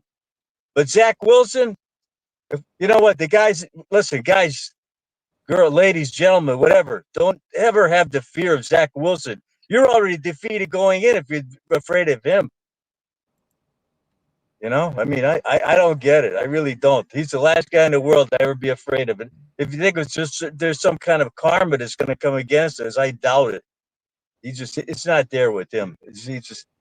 He doesn't have it, plain and simple. Hey, Dave, speaking of things that aren't there, what's your take on the latest saga with Mount unemployment here? Have you gained any confidence in Bobby? It seems like he's trying hard to find employment. We're waiting to hear an update from Gorman. What are your thoughts on the latest? Bobby, I think he's legitimately trying. He's waiting for the opportunities. Gorman's just, he's a lazy butt. He just wants to keep the feedback on. That's all. Keep feeding him, keep feeding him. Any of you guys contributing to his feed funds, forget about it. This guy got to, he's got to be legitimate to get out there and actually do it. What happened with the Chili's interview? Did he come through? All I know is he had the interview. I don't know how it went, though. I see you got advice from our infamous ex-boxer there. Did he take any? That's the question. It remains unclear what exactly went down in this interview, Dave. I'm not sure if he took any advice. I'm not sure if he prepped. Did he look up the questions that we basically told him were going to be asked? No one knows. Has he been on since or no? No, have not heard from Gorman since. Oh, he's in hiding. Here we go. Now he's in hiding. He doesn't want. I don't know. Nick has done as much as possible for this guy. He's just, I don't know. He's number one in the ratings here on the calling ratings, but he's last on the work totem pole. That's for sure. He has no work ethic, zero. He doesn't believe in achievement. No, he doesn't. If he's a faker, if he is, if he's saying it, no. I don't know. I mean, what are you gonna do? What can you possibly do to this man to light a fire under his butt? What can you do? Wow. What can we do? Everybody, give us some. I think the second one. Excuse me. I think that's even part of the problem. He's always got a fire under his butt, but it's the wrong kind of fire. Yeah, he needs to get in his brain. Get some motivation. Yeah, that's true. That fire, it's. He can light the forest on fire with that deal. But I don't know. As far as baseball goes, I give up on baseball. They're all about, I can't even watch it anymore. And I love baseball. It's unwatchable. The managers are puppets. The game stinks. It's not the same game. I'm not trying to be an old timer or, uh, something, but you can't watch it. It's getting worse by the day. Worse by the day. The Yankees don't really have a manager. They got a puppet. That's all. The Yankees, they're not, the Yankees are not the Yankees. They're not the Yankees. Not the Yankees I remember, even for going back way long ago, even before Steinbrenner. But what can you do? You Yankee fans, I feel bad, but I just don't. Baseball in general, it's not what it used to be. It's just run by these Ivy League college boys. They're just gaming it. They're gaming in real life. That's all. So you guys keep spending your money on baseball. This is what they give you. Now, Dave, did you see? So you saw Gary's call to Gorman. Did you think that he offered actually good advice though in that call? Yeah, I think he offered some good advice. Yeah, I mean, he gave him some good. He told him to review those questions over the internet. So I mean, I don't think Gorman at this point is really interested. He says he is, but anybody that's really interested hits the pavement. They do everything possible. If he had a family to feed, this wouldn't be the case. But his feed bag is on, so he doesn't have to stretch it out. What can you say? He's not I the haven't only heard one. you say anything positive though about Gary. That really kind of stuck out to me. Maybe there's a way to kind of mend the relationship. I don't think so. We just don't get along. That's it. I mean, I could tell. His takes are about things outside of sports are just whack. And when he came out saying certain things about me, I didn't appreciate it. So there's no. I mean, he and myself are just better off apart. That's the way it is. Otherwise, it just blows up. You don't think there's any chance we could clear the air? I have nothing against them, but just it's better off sometimes if you're separated from somebody, just like a bad marriage, Come on, let's clear the air. We got Gary with us now. No, there's no way. I'm not getting into arguments. I'm not getting into arguments. Listen, I have no energy to argue with Dave Brigger. It's not arguing time. It's coffee time right now. Come on, have a couple coffees. Okay, that's my take. You both want what's best for Charles Gorman. Can't we bond over that? Just Gorman is the one that's got to do the work. We can, you can push somebody as far as possible. He's the one that's got to do it. That's it. There's nothing else you can do at this point, Jake. Look, he has a motivator in Nick. It didn't help. So Nick keeps trying. I don't know what to tell you. Just try to get him on the road to get there. It's the same thing we have with fighters all the time. Some of them are talented; they just don't want to fight. They don't want to train. Like you give them the advice, and if they don't take it, then you just move on. We gave Charles. We did the work for him. We gave him the answers to the tests. We looked up the common interview questions at Chili's. Then we looked up the answers that AI suggests. Just rehearse it in the mirror, an hour, the night before, and then again in the morning. And then just go in and give those answers. Like it's Chili's. It's a huge chain. They're gonna ask the same questions. It's just a matter of. I don't know if he did or he didn't. We all assume that he didn't. Maybe he shocked us. Maybe he slayed the interview. He got hired on the spot and is at work right now. I don't know. When he gets a job, it'll shock the world. He got that right. But all right, I got to take off, gentlemen. Have a good day. God Ladies bless. and gentlemen, there he is, the great Dave Brigger checking in. Gary, I think there was some progress there, though, between you and Brigger. I think that was positive, the two of you together there. I don't hate Brigger. I don't hate anybody. People you thought I used to hate Kyle Clifton. I don't hate anybody. I really don't. I have no ill will with anybody. I actually like Kyle Clifton. Like I said, if you're at a party that your wife takes you to, you don't know anyone, and you're next to Kyle Clifton, you can talk ball all night with Kyle Clifton. You're good to go. I really don't hate anybody. I don't.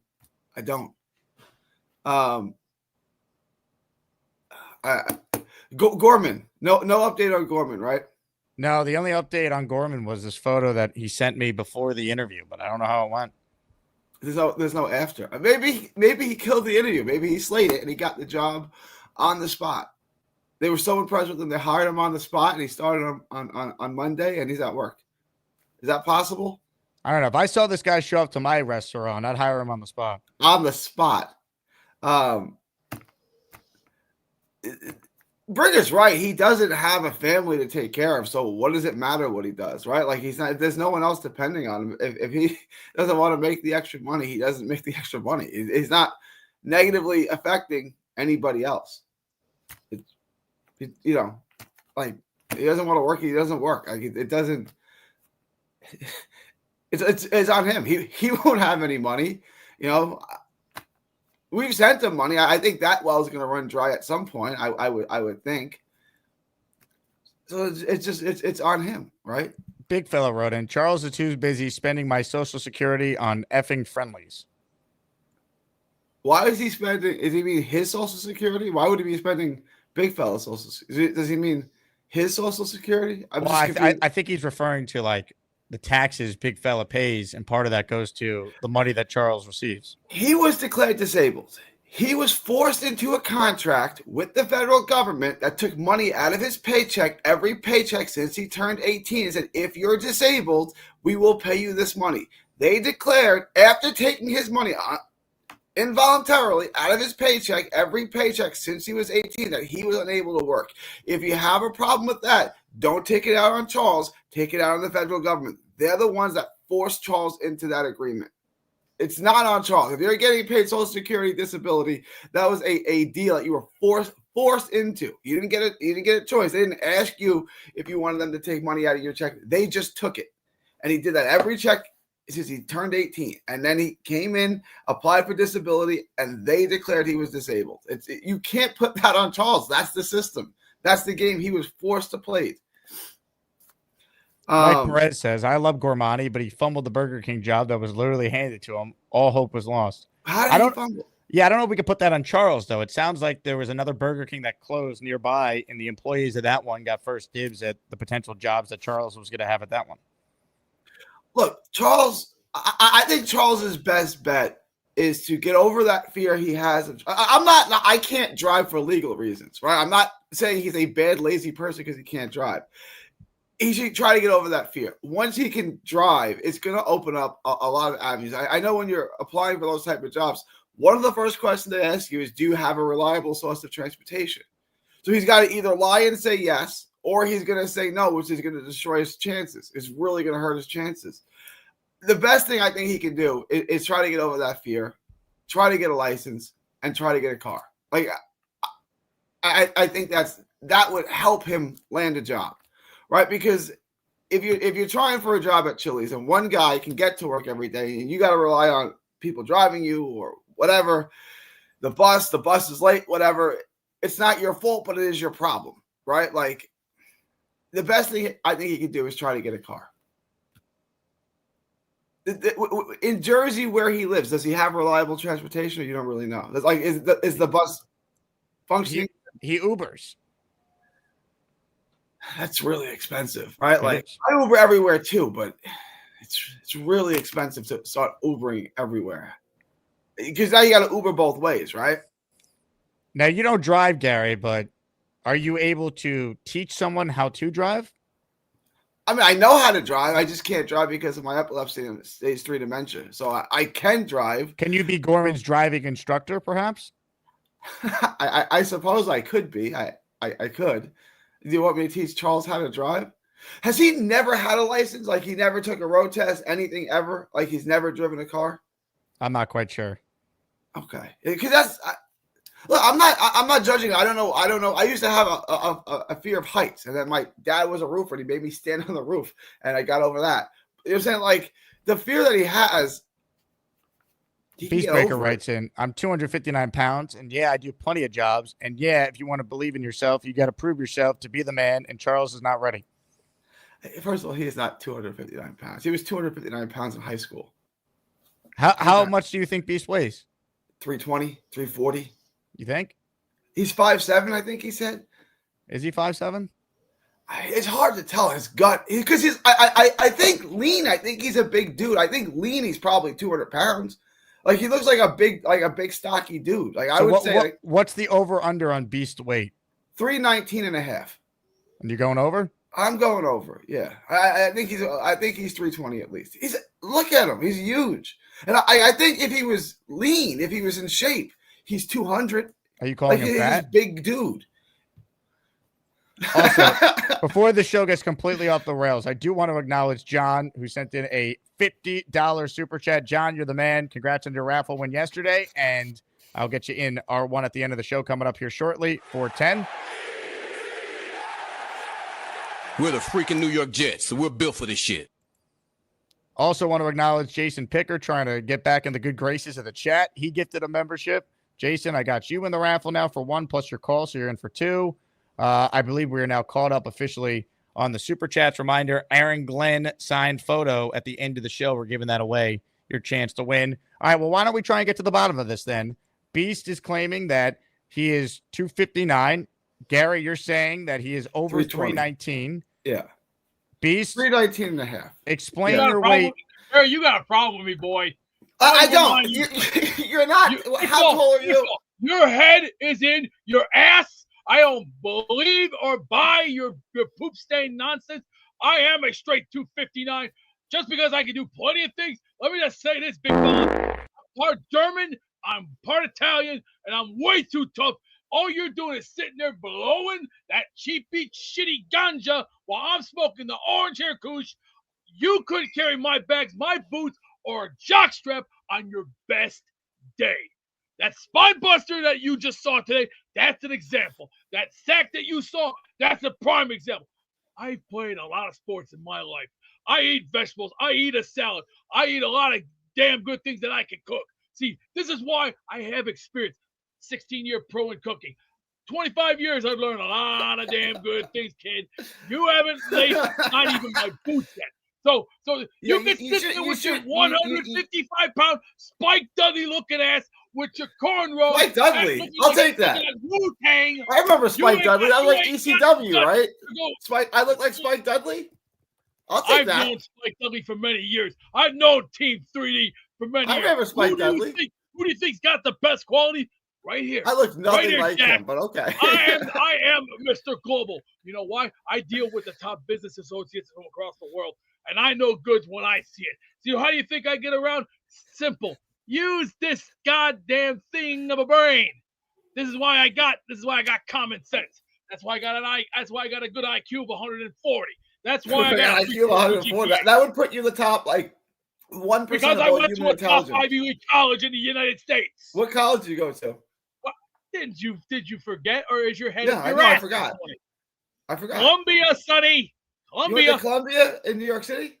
No, in Illinois, you butt munch. Okay, so that's not top 5 college. Columbia is, but Columbia is in New York City. Columbia is top notch. It is not the one you went to. Right next to Yale. Do I look like I'm laughing, cabron? I am. Think I look like I'm laughing, cabron? I don't think I'm not. You went to Columbia College in Illinois, and you tried to sell it off as if you went to Columbia in New York City. That's not quite the same thing. I did my job. I've done mine. I don't think you got the balls to go distance with me, son. You don't have the balls. No, it wouldn't go the distance. You would lace my boots, carry my bags, my world championships, and my jockstrap. Not qualified. Hey, Beast, can we get an update on this pro cooking career of yours? We have not heard that. To quote you, had 16 years of pro cooking. I've learned a lot from the greats. Jeff Smith, Emma Lagasse, Guy Fieri, Gordon Ramsay, even let's see, that one old lady, Julia Rachel Childs. Ray? Oh, Rachel Ray. No, she's a Julia Jets fan. Childs. I'm very old school with my stuff. I know who Julia Childs is. Yes, she's old school. That's why learn from the best. Be with the best. If you want to be with the best, you got the best. If you can't hang, then take it to the back, Jack.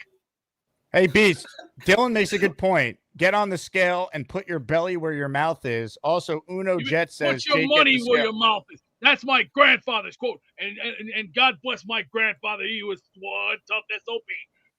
But may he rest in peace at age 93.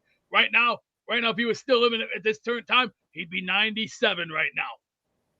It is crazy that a guy his size at 41 years old or whatever, he still has this much energy. It's wild. Like, he's obviously not taking care, but he keeps going. Like, it's crazy. Like, his gas tank. It's like we get to watch Williams and Pettit on Saturday. It's like it just doesn't stop. It keeps going and going and going. It's wild. Less the Energizer better. That keeps going. The gas tank, the motor on this guy is wild. Hey, Beast, what do you have to say to people saying that 16 years of watching chefs cook is not pro experience? You're not ready. If you're not ready for this job and if you're not qualified, you don't got the guts, take your sorry yellow ass to the back of the line and watch the pros. Because you know what? If you're a rookie, you're gonna start at the bottom. That's what I did. I started at the bottom and I worked my way up. It's called earn your respect and pay your way up. Learn examples. If you can't do it, then you're not qualified. Would you do a podcast with Gary on my channel? Oh, no way. This would be a war of wars. It would be like, I'll give you an example. What should we call the podcast between you and Gary? I call it World War II. You guys will get paid. We'll put it on my channel. Really? I don't know about that one. You'll make copious amounts of cash. Let's look at the numbers. Let's look at numbers. Okay. Yeah, that's what I was against this. Now, all right, this is carries, I don't know what if it makes dollars, it makes sense. Let's do it. I carry a heavy workhorse. I got top billing, who also has top billing with other associates across the world, from Israel to Japan to Mexico to Canada to Iceland to England to even Deutschland, also known as Germany and Poland, even Italia, Greece, Francia. Who do you think is getting ready for the World Cup? The World Cup is coming next year. How about y'all prepare for that? Prepare. If you're not prepared, then you're not ready. Who do you root for in the World Cup? I'm going for my grandmother's team, Great Britain. See, my grandmother came from Great Britain. She came from England, and I have that England flag behind me. Why? Because my grandmother came from there. What about the American flag? Yeah, USA, baby. You come from America. There you go. Bingo. All right. He's a true patriot. Ding, ding. Ding, ding. Where did everybody's head go up? Everybody's ass this morning, or did they forget to wipe? No, definitely not. No, I don't forget to wipe. I don't. I have a bidet. I use dude wipes. Just remember, if you want good toilet paper, you go to Costco for the goods. If you want fresh pork chops, that's where I get my toilet paper. You want fresh beef, you go to Costco. Good. That's where I get my toilet paper from. Jake, where do you get it's always good. Costco? Do you guys have? Are there Costco's in New York City? They can't be, right? There's no Costco's in Manhattan, right? There is one. No in shit. Manhattan. There's plenty of them. What's the rent on that? Like, that's got to be wild. It's in Harlem. You that fly? It's in East Harlem. Okay. Is that where you go for your toilet paper? Where do you get your toilet paper from? No, I use Amazon. Okay. Costco, baby. Costco's got the goods. Why? They got the fresh $1.50 hot dog. They got the $1.99 pizza. They also got the 25-cent vending machine where you can get your water. Hey, Beast, how many hot dogs you putting down from Costco in one sitting? Oh, hey, it depends. If they had a hot dog contest, I'd do about 10 of them. But You versus Joey Chestnut. How do you think you'd do? Hey, he did fine. He actually did fine. How would you do against him, though? Well, we'll see. I'm not gonna take anything away from the man's capability. I'm just gonna do my part and hey, just watch, listen, Can learn. I put this out there? I think he could do well if someone trained him how to eat hot dogs. Like, he's obviously a big guy. He's got a ton of energy. I think he could keep going and keep throwing down the hot dogs. He's got. Let me give you a little example. I would smoke a round of ganja, get nice and baked, relax, and just go with the flow, man. Hey, it's just like the song, man. I'm in love with Mary Jane. She will do you. I'm in love with Mary Jane.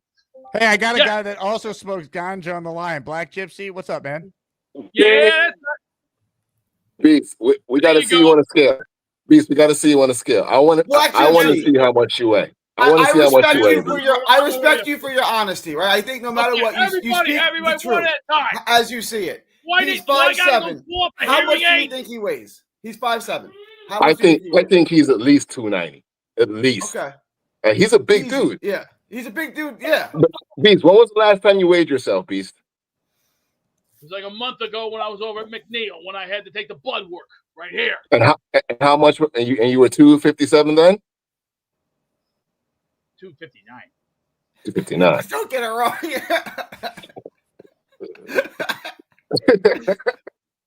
Smart man. Please, you got to see the scale. Let me give you a history lesson.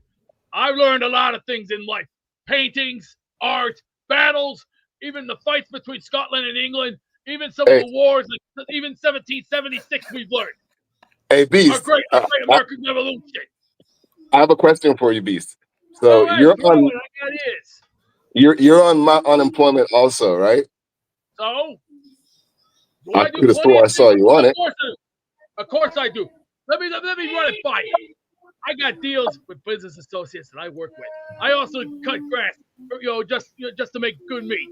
But when it comes down to busting your ass and breaking bones, you want to do it, get off your ass and do it. All right, so then, Jake, you got to take him off my unemployment then. He says he has the job. Thank you. That's Lawrence. Thank you. Muchas gracias. Now, if you want examples, you learn from a king who's played the game. I played the game. I've learned enough things in life. Traveling, conditioning, budgeting, also cutting down on bills, and learning the ways of life. You want to learn something? Did you get your blood pressure and weight mixed up? Addison is suggesting that. No. I got great doctors that I work with, and I talk to some of these doctors. They're friends of mine. See, when you make friends with good people, then you already know that you got friends for life. Beast, how tall are you? 5. Well, so far the doctor scaled me was between 5'8", 5'9", which is good because it shows I'm smart. And why? Play smart, look smart, be smart, and actually use this thing called a brain. Hey, Beast, when did you get your IQ tested? Because you said your IQ is, 140 or something like that? That would put him in the top 1%, easily put him in the top 1% of all human intelligence. 140 is astonishingly high. I got a 3.2 GPA. I graduated very well. I've learned a lot of these things. I graduated big because I learned from the old school. The old school way. You want to earn your reputation? You want to earn your keep? Get off your ass and do it. We all graduated small and Beast graduated big. How is a big graduation? Like, what is that? Like, so the whole bunch of people? You go to school. You pay your dues. You earn your way up. You listen to your teachers. You keep your head up. You don't cut class. You keep going. You work for it and work for it and work for it and work for it until you get to a boiling point. And then when you reach the boiling point, you already know you've already got to where you're at.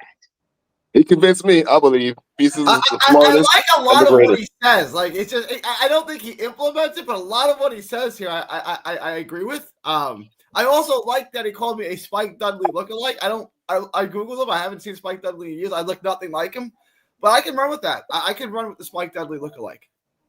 Gary looks like an old guy at the basketball court waiting to play. I used to play basketball in high school. I got next. He was 6'3". You know what we used to be? The Tracy McGrady, Allen Iverson combination of smash and destroy. Which one were you? Were you Iverson or T-Mac? I was the Iverson guy. You got the crossover? We need to get him with some type of wrestling show of some sort, wrestling commentary. Wide crosses like Iverson? Yes. I'm the perfect heel. Number 3, AI3. See, it's like the MIB song from what Will Smith sang years ago. Yo, check it, MIB. Y'all did not see, but you didn't want to see. Just remember that. That's all I had. Hey, so.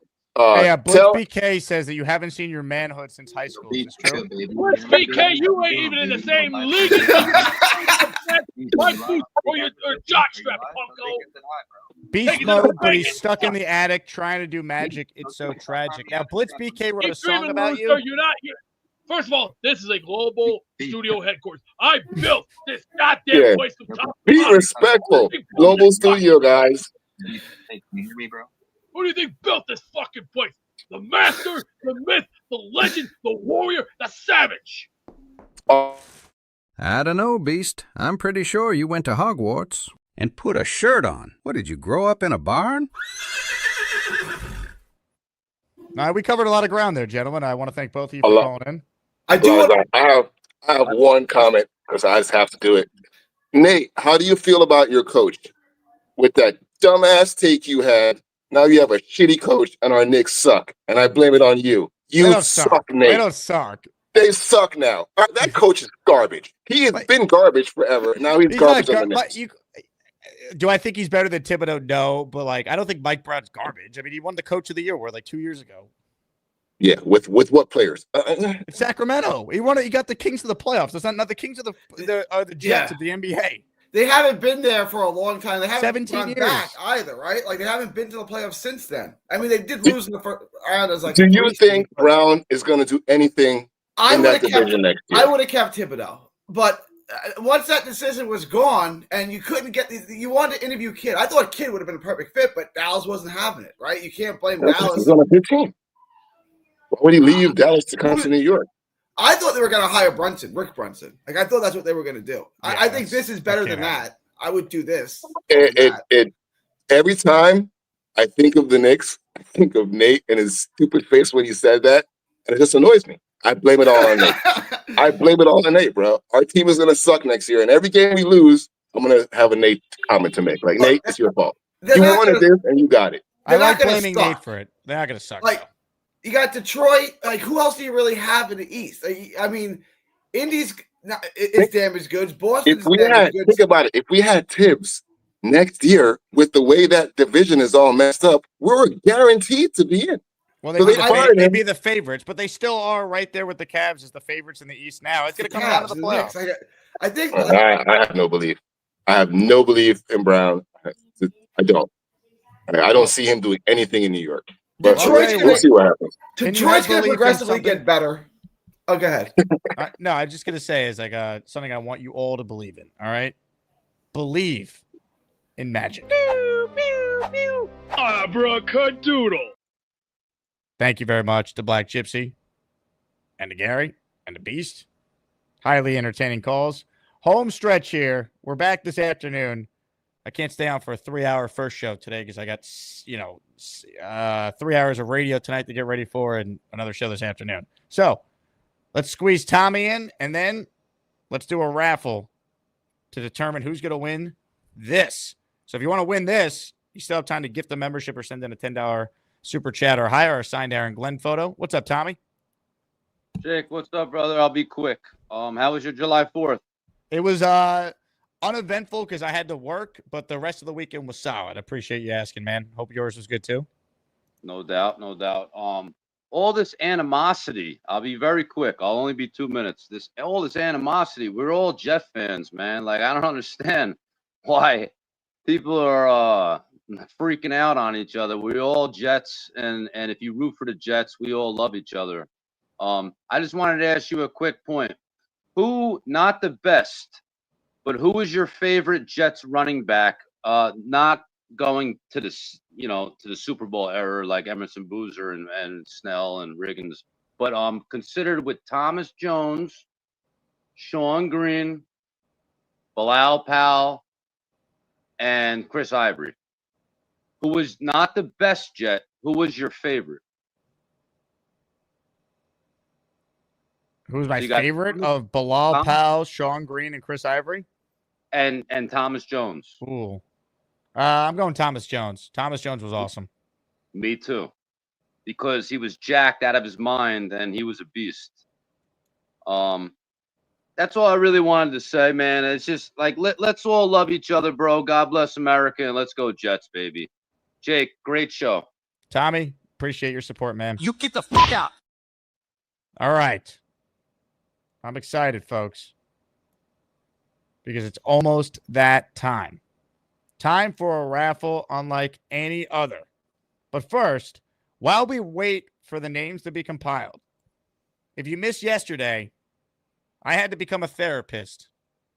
And I'm not licensed necessarily to do so, but sometimes you're left with no choice. Pork of the Morning is next on the show today. Hello, Pork. Strange thing happened to me. The whole thing with my divorce, it never went through, right? My wife never signed the papers. So she texted me on Thursday. She wants to reconcile. So I said, we'll try it again. Some people don't want me to do it, but I mean, it's my life, right? Okay.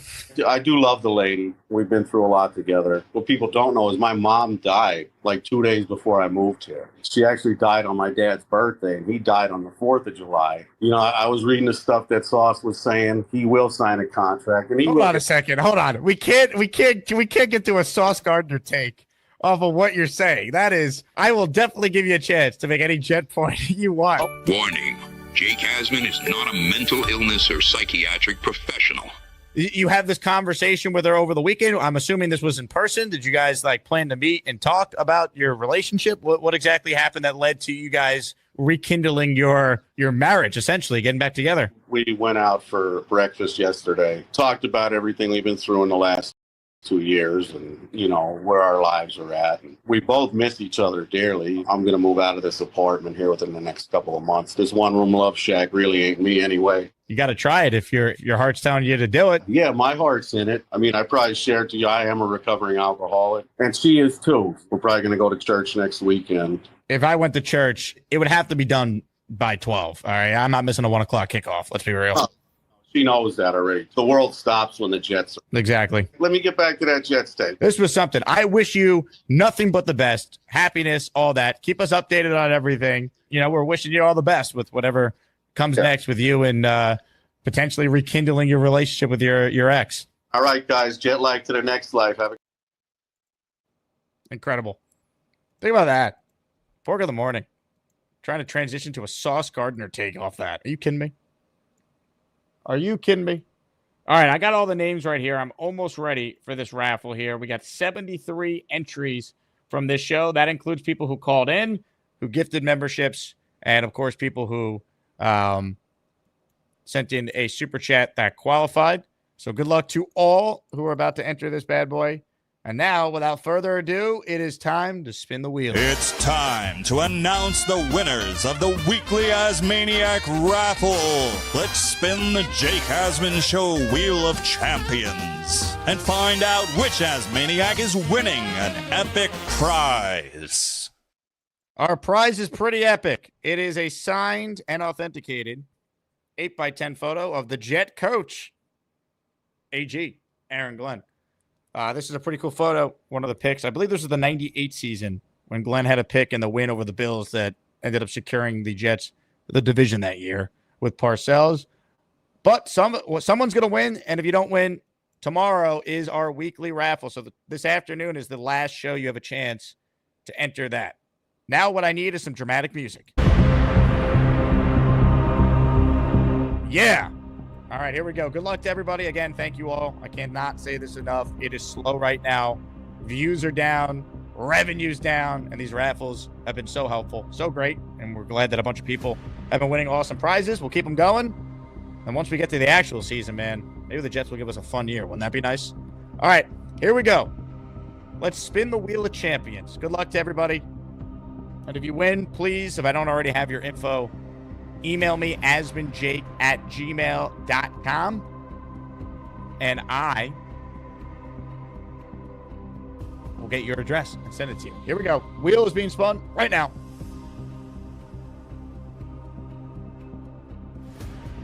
The winner of the photo of AG is Rick Kent. Rick Kent joined the show earlier, fresh off a delayed flight back from New York, or back from New York. I can't speak. From New York back to LA, where Rick now lives. He dropped a 20 spot to start us on the show today. And the great Rick Kent comes away with a raffle win here. He gifted 20 earlier, and that was enough to get the W. Congrats to Rick Kent, one of the all-time greats. And we appreciate Rick continuing to support the show. By the way, Mike Dems, I don't know if I shouted you out, but I just want you to know you were in that last raffle there. So I definitely included you, and you're in the weekly raffle now tomorrow. Okay. Again, thank you all for your support. Congrats again to Rick. Matt O'Leary this afternoon is going to join us. So that's always a fun conversation with Matt. I'll talk to you guys soon. Jets, Jets, Jets, Jets. Ladies and gentlemen, it's time Big Cho. Hey, Big Cho, I'm getting another call. Hold on 1 second. Yeah. Yeah, it's nice. I like my recliner. No, I just called to check in. I don't like all those wrinkles on my head. I don't have that many wrinkles. My implants are coming in 3 months. The Kardashian ones? I put the jet gear on for you. Been running some errands early. Came home just chilling. Oh, hey, Big Cho. What's going on with you? Oh, man, what's going on with you? No, I'm just kind of chilling. I got some more work to do. Chilling, too. Just chilling here. I figured I'd call and say what's going on. Whose jersey you got on? Earl Christie from Super Bowl. Super Bowl? Super Bowl 3, of course, the only one. That's true. Yeah. You look like you're nice and relaxed. Yeah, I'm just chilling. How was your fourth? Did you say something? Yeah, I said, how was your fourth? I was just chilling. Just chilling. Just chilling, man. I chill on Monday to Thursday, Friday, Saturday, Monday, Tuesday. Chill. Just gotta do it, just chilling. Somebody's got to do it. You know that. My back's killing, man. I'm just chilling. See what Jake's doing. Just figure I'd call in and see how you're doing. Appreciate it. Yeah. What's wrong with your back? Just always hurts. Sitting here in a chair like this helps. So I chill here sometimes Monday through Friday and then Saturday and Sunday. And just chill here and it feels good. How's your back doing? It's doing okay. I've had several spinal operations, had over 10. 10? No, that's good. Yep. Best to just sit there and chill, right? Yeah, basically.